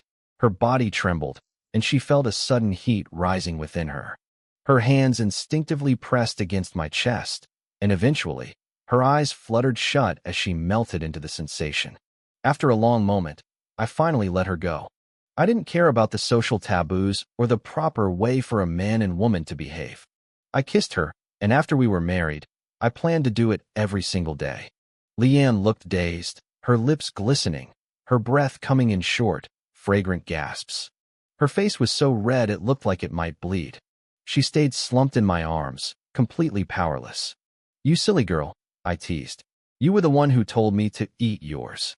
"Your Highness, I didn't mean it like that." She buried her face in my shoulder. I hadn't even let her finish her sentence before I pounced. "If someone saw, the censors would report you to the Emperor." She wasn't worried about her own reputation. She was worried about mine. "Do you dislike me?" I asked softly. "I wouldn't dare," she whispered. "How could I not know your heart?" "Lian, I missed you so much. I'm sorry I made you wait." "I missed you too," she said, rubbing her head against me. "As long as I'm in your heart, I'm happy." I hugged her tighter, my heart breaking at how easily she was satisfied. Crash. The sound of furniture breaking and shouting drifted up from downstairs, ruining the moment. My anger spiked instantly. Someone was causing trouble in my restaurant. But more importantly, they had interrupted the first real intimate moment I'd had with my girl. "Sit here and be good," I said, patting her head gently. "I'm going to see what's going on." "Okay," she whispered. "Be careful, Your Highness," Lian whispered, nodding obediently. I gave her a reassuring smile before I stood up. The moment I turned toward the door, my expression went cold. I stepped out into the hallway just as Hai and my other two guards emerged from the private room next door. "Your Highness," Hai greeted me, his voice low and ready. "Take control of the two men causing the scene," I ordered. My voice was like ice. "Yes, sir." I walked to the railing and looked down at the main hall of the restaurant. A man in expensive silk robes, his face pale with manufactured rage, was screaming at the top of his lungs. 20 taels for a single pot of wine. Do you think we're idiots?" he bellowed, slamming his fist on a table. The restaurant manager held up a menu, sighing patiently. "Sir, all our prices are clearly marked. As you can see, a pot of judgment wine is exactly 20 taels of silver." "This is a total scam," the man roared. He turned to the crowd gathering at the entrance. "Everyone look. Zoatian restaurant is a black-hearted shop. They're robbing people in broad daylight." His companion joined in, shouting toward the street to draw in passers-by. People in this era didn't have much entertainment, so a public brawl was better than a play. Within seconds, a massive crowd had gathered, whispering and pointing. I watched from above as the manager shook his head. I could almost hear his thoughts. Was this the business warfare I had once described to him? Instead of making yourself better, you just try to drag your rival through the mud. The manager had a good memory. He recognized the man in the silk robes. He was the brother-in-law of the manager of Dingfu Restaurant, located just one street over. These two were incredibly unlucky. Of all the days to pull a stunt like this, they chose the one day I was actually here. They were practically begging for death. The manager caught my eye for a split second. Then, Shanghai and the guards blurred into motion. They leaped down the stairs and kicked both men to the floor before they could even react. The silk-robed man hit the ground hard. He opened his mouth to curse, but Shanghai's boot met his jaw first.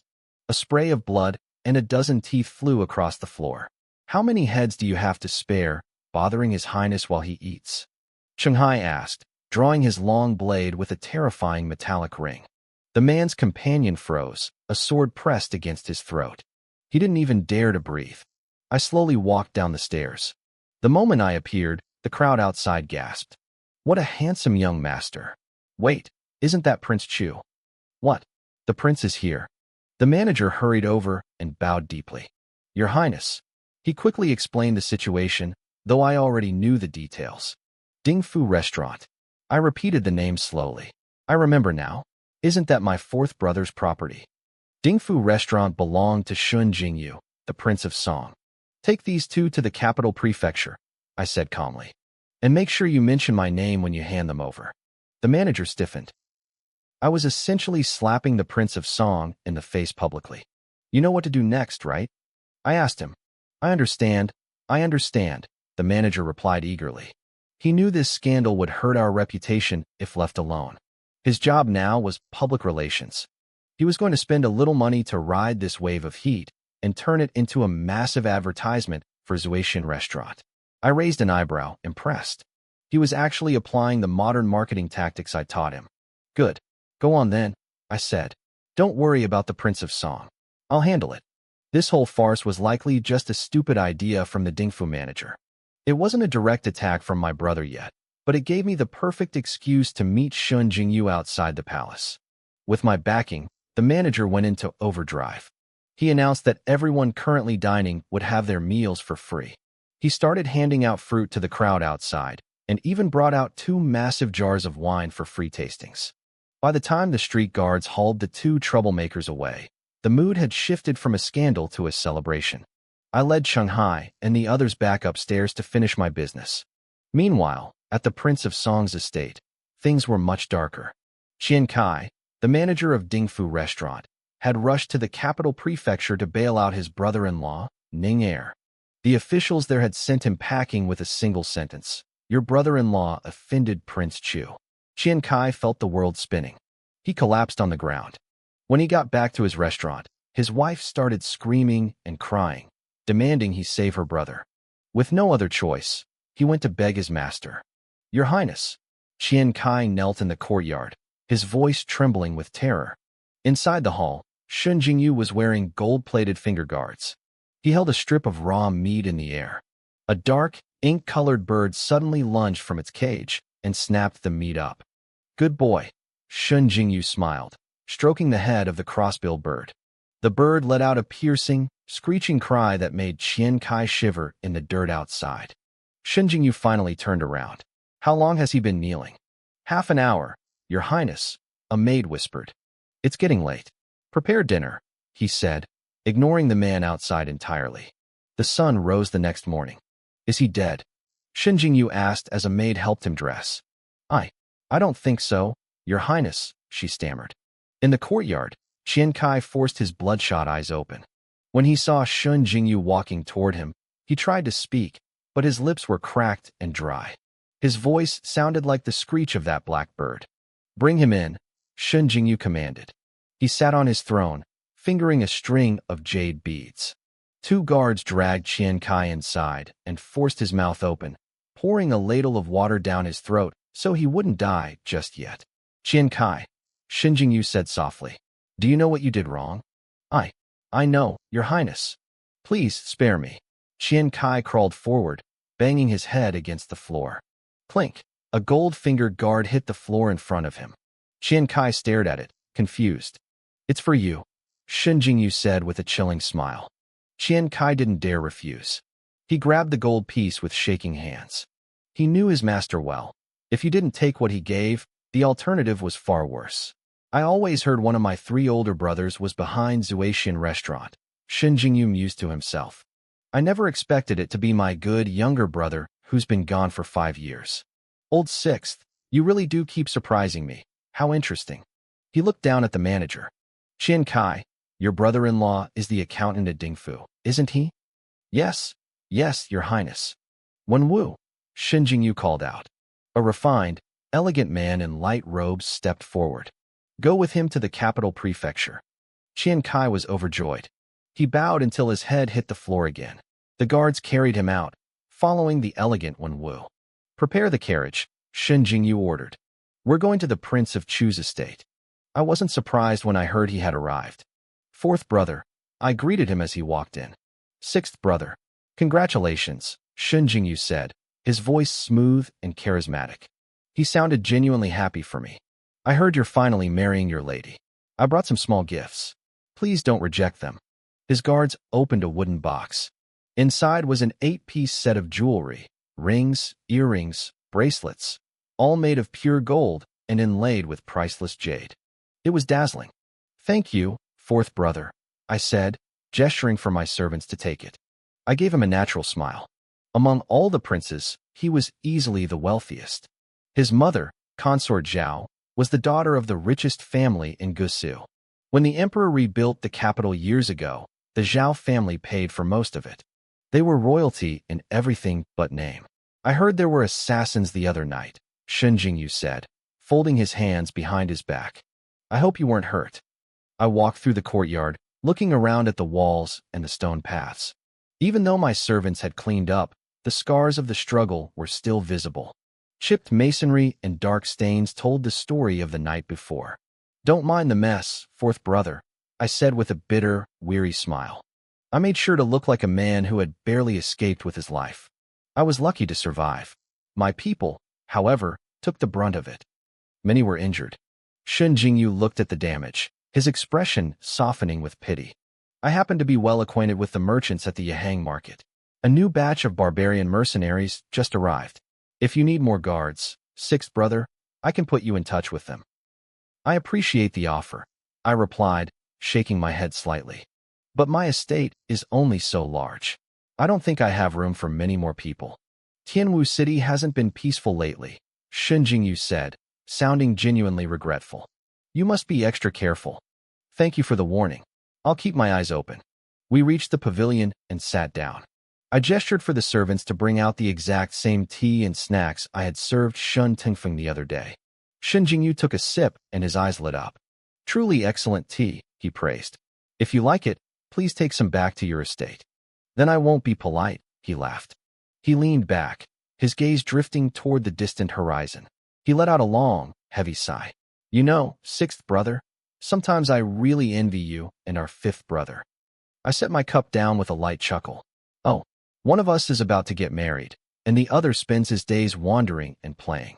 Is Consort Zhao pressuring you to marry again? He sighed again. His silence was all the answer I needed. Does fourth brother already have someone in mind? I asked, raising an eyebrow. I wondered if he had already met Gu Ruoi. In the original story, he was the first one to encounter her, followed by Shen Tingfeng. They usually spent dozens of chapters circling each other before the 100 Flowers Festival, where their first official meeting took place. Shen Jingyu shook his head with a faint smile. No, I just think things are fine the way they are now. I smiled back, keeping my thoughts to myself. I had almost forgotten his character trope. He was the eternal bachelor. To a man like him, women were just obstacles that slowed down his career. His mother's constant nagging only made him more frustrated.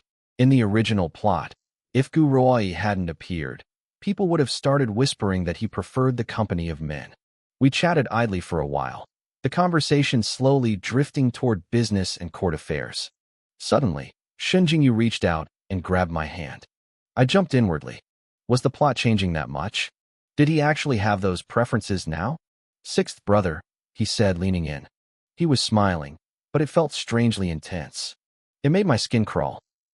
Beyond congratulating you, I actually came here to apologize. Fourth brother, what are you talking about? I played dumb, giving him a confused, awkward laugh. I don't understand. I'm talking about the incident at Zuaishin restaurant, he said, moving his face even closer. He explained what had happened after I left. The prefect of the capital, knowing he couldn't afford to offend either side, had imposed a massive fine. He sent the money directly to my estate. As for the manager, Qian Kai, he was released once the ransom was paid. Qian Kai's brother-in-law, Ning Er, had been a mess. His face was swollen like a pig's head, and because he'd lost his teeth, he could only make whistling noises as he cried to his sister's husband. As they were being escorted out by the refined Wenwu, Qian Kai noticed they were taking a detour through a deserted alley between high walls. Master Wenwu, Qian Kai stammered, his legs still trembling. This isn't the way back to Dingfu restaurant, is it? Wenwu turned around. His eyes were cold and terrifying. Before Ning Er or the other lackey could react, Wenwu's large hands clamped down on their heads. He pressed down with a sickening crunch. Qian Kai watched in horror as his brother-in-law's head was literally crushed into his chest cavity. Two headless corpses slumped to the ground. Qian Kai tried to scream, but no sound came out. Wenwu pulled out a silk handkerchief and calmly wiped his palms. "Remember this," he said softly. "Your brother-in-law and the waiter died in the capital prefecture's prison." Back in the present, Shun Jingyu stood up to leave. I watched him walk away for a long time. "Your Highness," my guard Mindu whispered, snapping me out of my thoughts. "The Prince of Song has gone." I let out a sharp breath, the corner of my mouth twitching. My fourth brother certainly has a grand style. Mindu looked confused. "Well, Prince 5 brought nothing, but Prince 4 brought 8 sets of gold jewelry. That is quite grand." I turned to him. "Mindu, take the estate's accountant and go to Dingfu restaurant in the North Market. Complete the handover. That place belongs to us now." "What?" Mindu blinked. Dingfu restaurant was famous in the city. How did it suddenly become ours? "Don't just stand there. Go." As Mindu hurried off, I looked back at the direction Shun Jingyu had vanished. He hadn't just given me jewelry. He had handed me a gold mine. It was a test. He wanted to see if my iron hand was strong enough to hold on to such a heavy gift, and he wanted to see how the other factions would react. The Song estate, the Zhao family, Consort Zhao, they were a powerful web. But Shun Jingyu didn't want power. He wanted freedom. The Zhao family had kept him like a caged bird for years. Now, he was ready to spread his wings, and he needed a hand to open the cage door for him. That was fine by me. I had some old debts to settle with the Zhao family anyway. Unlike making friends with the hot-headed Shin Tingfeng, I preferred doing business with a big spender like the Prince of Song. When you helped him, he actually paid you. "Your Highness, Master Inzai has returned." I went to my study, where Fuxing and Inzai were waiting. "Is the old dog handled?" I asked. Inzai bowed, his voice raspy. "Reporting to your Highness, the withered northern elder was intercepted and killed 20 miles west of Tianmen Pass." I nodded. Inzai was efficient. Unless he ran into a legendary land immortal like Lu Wenxuan, killing a high-level master was easy for him. However, the elder was a left protector of the demon sect. It wouldn't be long before they appointed a replacement. The demon sect was now a national religion in the surrounding kingdoms. After years of hiding, their strength was immense. They were just waiting for their sect leader to reach the divine realm before they marched into our great Qin Empire. "Any movement from the Evernight city after he died?" I asked. The demon sect kept soul lamps for their important members. When the person died, the lamp went out. They would have known the moment he took his last breath. The bells in Evernight City rang 3 times, Your Highness. 3 rings. Are they calling a grand meeting? I let out a cold laugh. "Tell the Silver Tigers to return to the association and wait for orders. Also, Fuxing, I need you to go to the southeast Sword Lake." Both men froze. I couldn't help but chuckle at their shocked expressions. "Don't overthink it.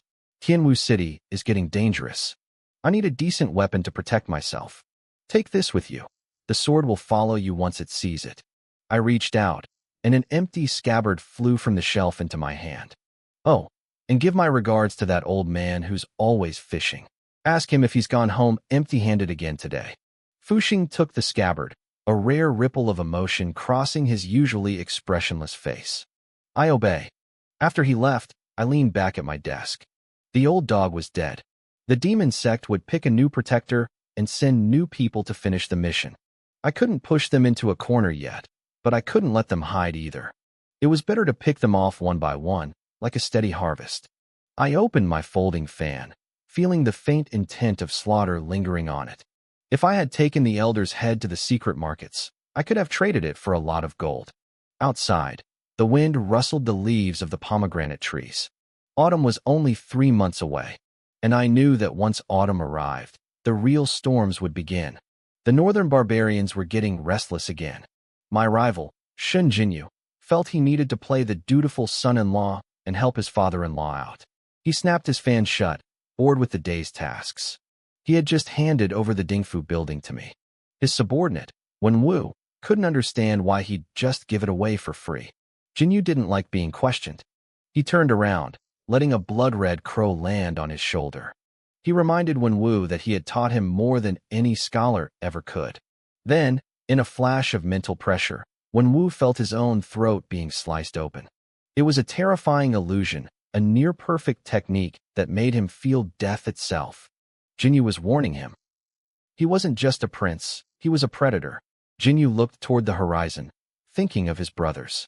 The crown prince, Shinmyukin, was a cultivation genius who had reached the freedom realm at 16. Then there was the Prince of Jin, Shun Junyan, a hardened general with 10,000 elite cavalry under his command. Jinyu wanted more than a small family alliance. He offered Wenwu a chance to serve him in a much larger arena. Wenwu knelt, his heart racing, pledging his absolute loyalty. While they were plotting, I was enjoying my peace. For 3 days, I played the sick card. I told everyone the assassins had rattled my soul, and I was too weak for court or the academy. It worked perfectly. I spent my time with my silly girl, Yi Lian. When the sun was out, we went fishing or hunting. When it rained, we stayed in the study, drinking tea and listening to music. I started telling her stories from my old world, slightly modified to fit this one. I wanted to teach her about the complexity of the human heart through these tales. The rumors about her were finally dying down, so I pulled back some of my guards. As for the Dingfu building, the old manager had already fled the city. I wasn't in a rush to reopen it.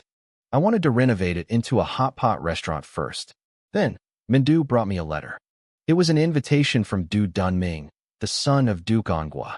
I remembered him as a chubby little kid who was deathly afraid of insects. Since it was a day off for the academy, the young nobles were gathering on a flower boat on the Luo River.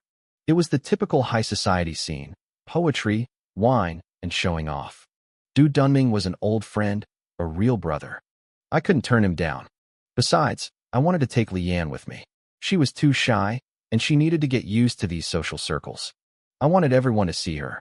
I wanted them to know exactly who she was: the granddaughter of the war god, the daughter of General Yi, and my future princess.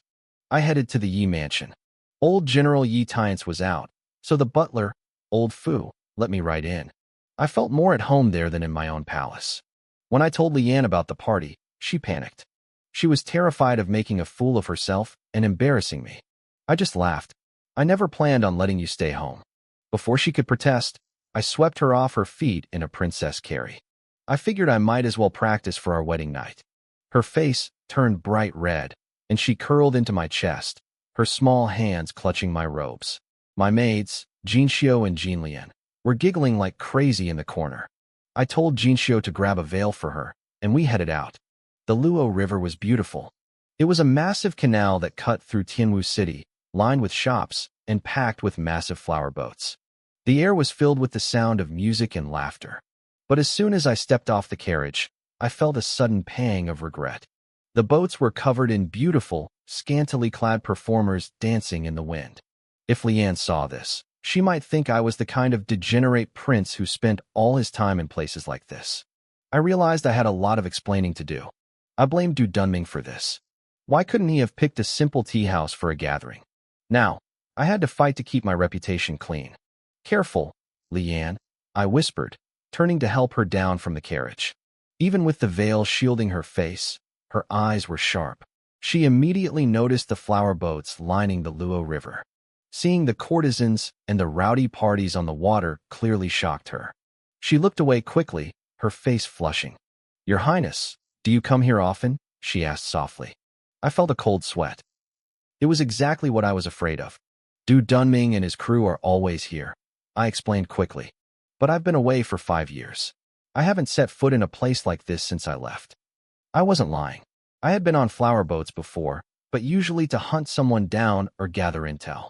I had never stepped foot on the pleasure boats of the Luo River just for fun. Leanne seemed secretly relieved, but then she looked down, sounding apologetic.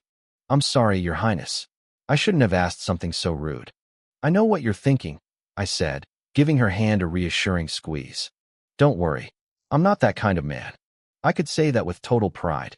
In both my lives, I had stayed pure. Even when I was wandering the world, I kept my heart focused on my cultivation. To me, women were just distractions on the path to power. But Leanne, she wasn't a distraction. She was my wife. I believe you, she said. That one sentence made me feel a strange surge of guilt. This girl was too innocent. I had to protect her, or someone would definitely try to trick her one day. We walked toward the riverbank, where Du Dunming was waiting. I left Jin Xiao, Jin Lian, and 2 guards to watch the carriage. Leanne and I shared a small boat, while Chung Hai followed in another. We rowed toward the largest flower boat, the Manhwa Pavilion. As we got closer, the performers on the deck saw me. They started posing and waving, trying to catch my eye. Hey, handsome, come play with us, one shouted. Don't listen to her, come to me instead, another giggled. I felt Leanne's small fist tighten. I could tell she was wishing she had brought her zither from the study, just so she could play a song loud enough to make them all shut up. As our boat pulled alongside, several courtesans reached out their silk-clad arms to help me up. Suddenly, a dark shadow blurred past. Chung Hai leapt onto the deck, forcing the women back with a cold glare. They shrieked in surprise. Chung Hai turned and cleared a path for me. Young master, he said respectfully. He was smart enough to change how he addressed me in a place like this. I nodded, wrapped my arm around Leanne's slender waist, and used a light footwork technique to hop onto the deck. I'm sorry, gentlemen. A seductive voice drifted over before we even saw the speaker. This boat has been booked by several young nobles today. We aren't taking other guests. A thick scent of perfume hit us, drowning out the cheaper scents of the other girls. A voluptuous woman in her early 30s sashayed toward us. This was Huan Yang, the madam of the boat. She was in her prime, every movement dripping with charm. A weaker man would have lost his mind, and his wallet, the moment she looked at him. She raised her silk sleeve, letting it flutter in the wind, and pretended to stumble right into Chung Hai's arms. Clang! Chung Hai didn't even flinch.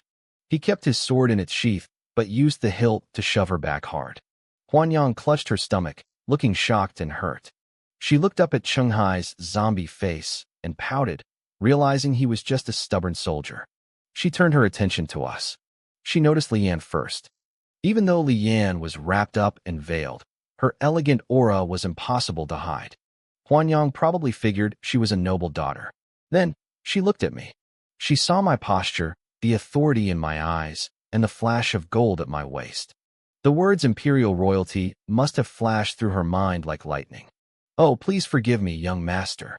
Huan Yang's face transformed into a beaming smile instantly. Are you here by invitation? Yes, I said shortly. I signaled Chung Hai to hand over the invitation. Huan Yang didn't even look at it. She immediately started bossing the other girls around. Make way for the guests. Follow me, please. The Manhwa Pavilion was a giant among flower boats. It had 4 floors. The first was a massive hall with a stage. The second had private booths. The third was for VIP gatherings. And the fourth was full of bedrooms for those who wanted to stay the night. As we climbed to the 3rd floor, I heard music and loud laughter. Huan Yang knocked 3 times on a set of large doors. The noise inside stopped. Who is it? What do you want? Du Dunming's deep voice boomed from inside. Master Du, it's me, Huan Yang called out. Your guest has arrived. The floorboards groaned under heavy footsteps. The doors swung open, and a massive shadow fell over us. I looked up and blinked. A giant of a man stood there. Brotherin? No. Princin, I missed you so much. Before I could react, Du Dunming grabbed me in a massive bear hug and lifted me right off the ground. Dunming, I gasped, completely shocked. When I left Tianwu City, this kid was a short, chubby little ball. Now, 5 years later, he was a mountain. He was so big he barely fit through the door. Even if he'd been eating growth hormones, he shouldn't have turned into this. It's me, Brotherin. I missed you. He held me like a stuffed doll with his left arm while wiping tears and snot with his right. Put Put me down first. I strained. Oh, sorry, brotherin. He set me down with a sheepish grin. Huanyang watched him with a look of lingering fear. She was lucky this guy wasn't the type to play around, or her girls would have been crushed. Enjoy yourselves, gentlemen, she said, flicking her silk scarf across Chunghai's face as she left, leaving a trail of perfume behind. Brotherin, who's this? Du Dunming asked, looking curiously at Lian. She's my little follower, I said, taking Lian's hand and smiling. Oh, come in, come in. It's too windy out here. We walked inside, and Chunghai closed the doors behind us, standing guard like a statue. Inside the room, a group of young nobles and ladies immediately stood up to bow. Greetings, Prince of Chu. No need for formalities, I said. Every time this happened, I felt like a CEO walking into a board meeting. Brotherin, a pale, scholarly-looking young man called out softly. I paused, surprised. Chengzheng. This was Du Qingzheng, the second son of Duke Anghua. He gave me a warm, gentle smile. It's me, brotherin. You two brothers have changed so much, I admitted. One used to be a fat ball, and the other was a skinny, dark kid who looked like a monkey. Now, they were completely different. Their father was a famous general, so I expected Chengzheng to be a tank like his brother. If the old duke saw them now, he'd be laughing in his sleep. After the greetings, everyone's eyes drifted to Lian. They were all dying to know who the girl holding the prince's hand was. Sit, brotherin. Du Dunming led me to the head seat. Once I sat down, I patted Dunming on the shoulder. I couldn't help myself. Seriously, what happened to you and Chengzheng? How did you change this much in just a few years? I was thrown into Uncle Ye's camp for training for a few years, Du Dunming said with a chuckle. My younger brother has been studying at the academy under Master Zhou. I noticed Lian's small hand tighten around mine the moment he mentioned Uncle Yi. There weren't many Yi families in Tianwu City, and she knew exactly who he was talking about. So you went to the battlefield? I asked. Multiple times. I even cut down quite a few barbarians, Dunming replied, his chest swelling with pride. He looked around the room and challenged the others. How many people here can say they've actually killed an enemy on the front lines? Impressive, I said, raising my glass. I'll drink to that. Thanks, brotherin. We finished our drinks in one go. As I wiped a drop of wine from the corner of my mouth, I continued. Is Uncle Ye's health still holding up? He's doing great. If he wasn't, he wouldn't have the strength to beat me every time I mess up, Dunming said with a pained expression. He blamed his own father for giving Yi Fen permission to discipline him. Whenever he stepped out of line, the man showed no mercy. The room erupted in laughter. Even Lian, usually so reserved, lowered her head to hide a giggle. By the way, brotherin, Dunming leaned in, his large face full of mischief. I heard you're marrying Sister Yi. The Du and Yi families were close, but the brothers had only seen Lian a couple of times in their lives. Their only lasting memory of her was those striking pale blue eyes. I am, I said, setting my glass down with a faint smile. Is there a problem? Du Qingzheng, the younger brother, tapped Dunming on the shoulder and pointed toward Lian. Dunming's eyes widened as he looked at her. Brotherin's little follower is actually really pretty, Dunming whispered loudly. Qingzheng sighed and slapped his brother's back. Call her sister-in-law. What? Sister-in-law? Dunming rubbed his head, still not putting the pieces together. I turned to Lian and smiled gently. I gave her hand a reassuring squeeze. Lian, why don't you take off the veil? The room went silent. Everyone held their breath, their eyes locked on her. Lian looked at me, seeing the encouragement in my gaze. She took a deep breath, her hands trembling slightly as she reached up. The white silk fell into her lap. A face of peerless beauty was revealed to the world. Those iconic pale blue eyes seemed to hold the stars and the moon within them. The silence stretched as everyone took a sharp breath. She was stunning, so beautiful that the other noble ladies in the room felt a sudden wave of insecurity. The rumors were true. The girl from the Jinghua mansion really was a goddess descended to the mortal realm. Lian sat tall. She didn't hide from their intense stares. Instead, she looked back at each of them. She was my future princess, and she knew that showing weakness would only bring ridicule to my name. Her knuckles were white from gripping her dress, but she didn't flinch. She was fighting her inner fear for me. She was so brave and sensible that it actually made my heart ache. I cleared my throat to snap everyone out of their trance. Allow me to introduce her. This is my future princess, the daughter of the General of the North, Yi Lian. Lian greets everyone, she said softly. Her voice was cool and elegant, like a rare flower on a high mountain peak. Beautiful to look at, but impossible to touch. I am Pang Mu, son of the Marquis of Luqing. Greetings, Lady Yi, one young man said, quickly standing up. Soon, the room was a chorus of greetings and polite bows. Your sister Yi.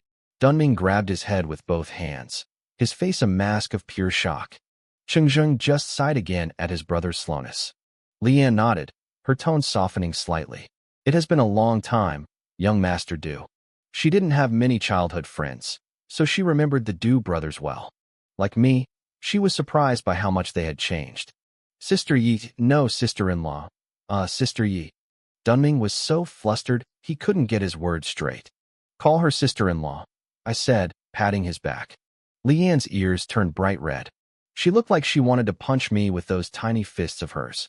I was making people call her that before we were even married. She was clearly dying of embarrassment. Right? Greetings, sister-in-law, Dunming shouted with a boisterous laugh. Greetings, sister-in-law, Chengzheng added, bowing formally. You are too kind, Lian replied. Please, just call me Lian. With us joining the table, the atmosphere became a bit more restrained. The young lords who wanted to show off their talents suddenly felt shy. The party split into smaller groups, with the ladies whispering and glancing toward the head seat.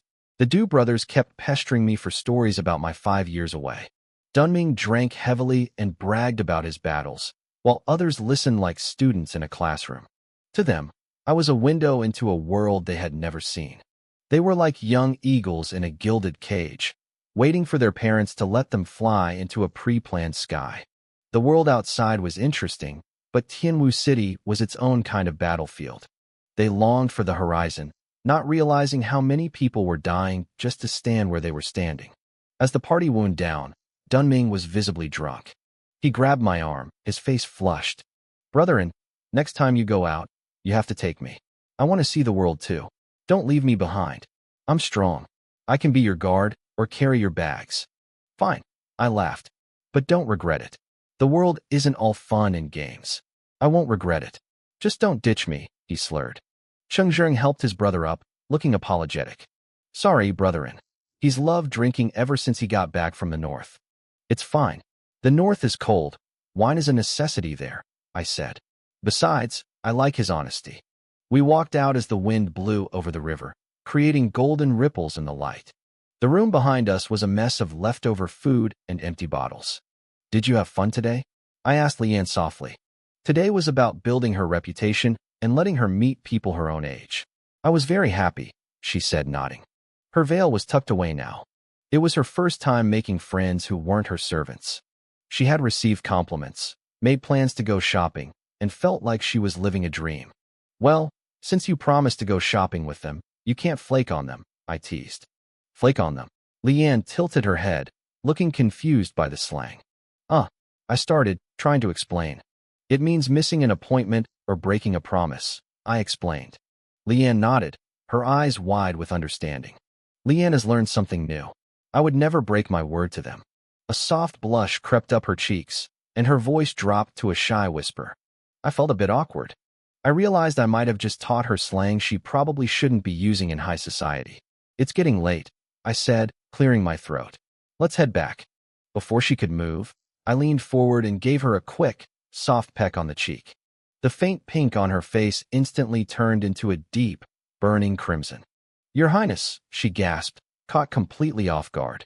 Her voice was thick with shyness, and she looked a little dazed, her head spinning from the sudden affection. You're too bad. You always attack when I'm not ready. What if someone saw us? It's not proper. Despite her words, she couldn't hide the joy dancing in her eyes. She looked conflicted, her thoughts racing so fast I thought her head might actually overheat. Finally, all that nervous energy turned into a tiny, weak fist that tapped lightly against my chest. She paused for 2 seconds, the air between us turning still and quiet. Then, she suddenly lifted her head, leaned in, and pressed her lips to my cheek. It was a fleeting touch, cool and soft, before she pulled away. I froze, touching my face where the faint dampness remained. I had teased her, but she had actually countered. By the time I looked at her again, Leanne had already lowered her veil. She pulled the brim of her hat down with both hands, looking like a little kid who had just been caught doing something wrong. That clumsy, adorable attempt to hide her face hit me right in the heart. I smiled, reached out, and naturally took her small hand in mine. "Let's go." She didn't say a word, only letting out a tiny, hummed sound of agreement. Outside, the sky was draped in gold and gray, the setting sun turning the river into a sheet of shattered gold. Shanghai stood by the boat, his long blade at his hip. In the fading light, his silhouette looked like a legendary general preparing for a great crusade. Even the experienced women from the pleasure boats couldn't help but steal a few glances at him. Too bad he had the personality of a stone statue. The door opened, and I led Leanne out by the hand. "Young master." Shanghai and the boat mistress greeted us simultaneously. "Time to go," I said. As our small boat drifted away, the mistress stood on the bow, waving her silk scarf.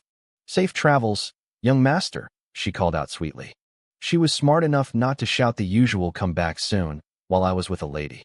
She liked customers like us, high spenders, polite, and they didn't cause trouble for her girls. While I headed home, far to the southeast, lay the holy land of swordsmen, Southeast Sword Lake. Legend said this place was an ancient battlefield from another realm. A peerless sword immortal had once claimed it as his home.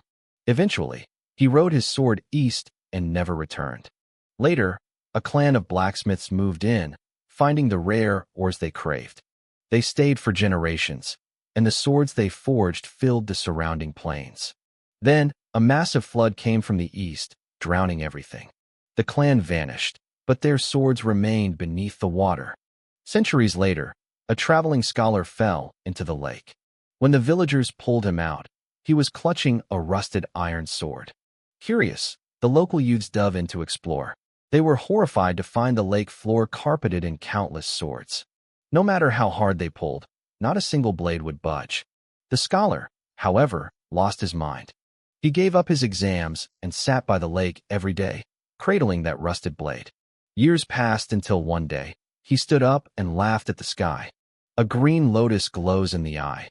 3,000 worlds within one blade," he shouted. "I understand. I finally understand." Witnesses said the sound of 1,000 swords ringing filled the air. Green lotuses bloomed across the water. The scholar, dressed in green, stepped onto his sword and flew east, just like the legend before him. He became known as the poem's sword immortal, Chufinga. Because of him, thousands of swordsmen flocked here, turning the lake into a pilgrimage site. Now, at dusk, the sun left only a blood-red streak on the horizon.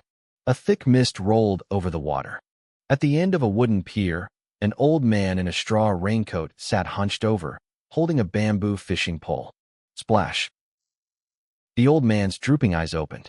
His withered hand jerked the pole up, and a fat carp flew out of the water. "You don't look like a swordsman," the old man muttered, unhooking the fish and dropping it back into the lake. "Why are you here?" "To take a sword," Fuxing replied, bowing low while holding an empty scabbard. "To take a sword, you jump in and get it yourself. Why bother me?" The old man paused, his brow furrowing. His voice turned cold. "Wait, you smell like that brat. You're here for his sword." "Yes," Fuxing said. "Damn it," the old man exploded, jumping to his feet and losing all his mystic master composure. He pointed a finger at Fuxing, screaming, "That brat used this entire lake to nourish his broken blade. Do you have any idea how much trouble that thing has caused?" Fuxing silently stepped back to avoid the spray of spit. Suddenly, the old man's face went grim. His cloudy eyes sharpened with a brilliant light. He gripped the bamboo pole with both hands, his muscles bulging. "Damn it, after all this time, you finally bit the hook." The massive lake began to churn. A giant whirlpool formed, sending waves crashing against the pier. Something terrifying was rising from the depths. "Get out here," the old man roared. His energy exploded, his body seemingly expanding as the bamboo pole bent into a sharp C shape. It groaned but didn't break. Boom! 100-meter curtain of water shot into the air from the center of the whirlpool. A roar that didn't sound like any animal shook the earth. Birds scattered, and the forest went silent with fear. As the water fell, Fuxing's eyes widened. Reflected in his pupils was a massive, black, five-clawed dragon coiling in the air. A dragon, a creature of myth. But as he looked closer, he realized it wasn't flesh and blood. The scabbard in his hand began to vibrate violently, resonating with the creature. This was the prince's sword. The black dragon let out a furious roar at the old man. Then, its massive body condensed, shrinking down until it was a 3-foot-long sword suspended in the air. "Humph, you beast," the old man grunted. "I should just destroy you today." He yanked the fishing line, which was wrapped around the sword's hilt, pulling it toward him. Suddenly, his head snapped toward the woods behind him. "You're going to hide?" he barked, his eyes blazing. He twisted the bottom of his fishing pole, drawing a hidden, thin blade. With a single strike, a massive wave of green sword energy tore through the pier, exploding toward the shadows.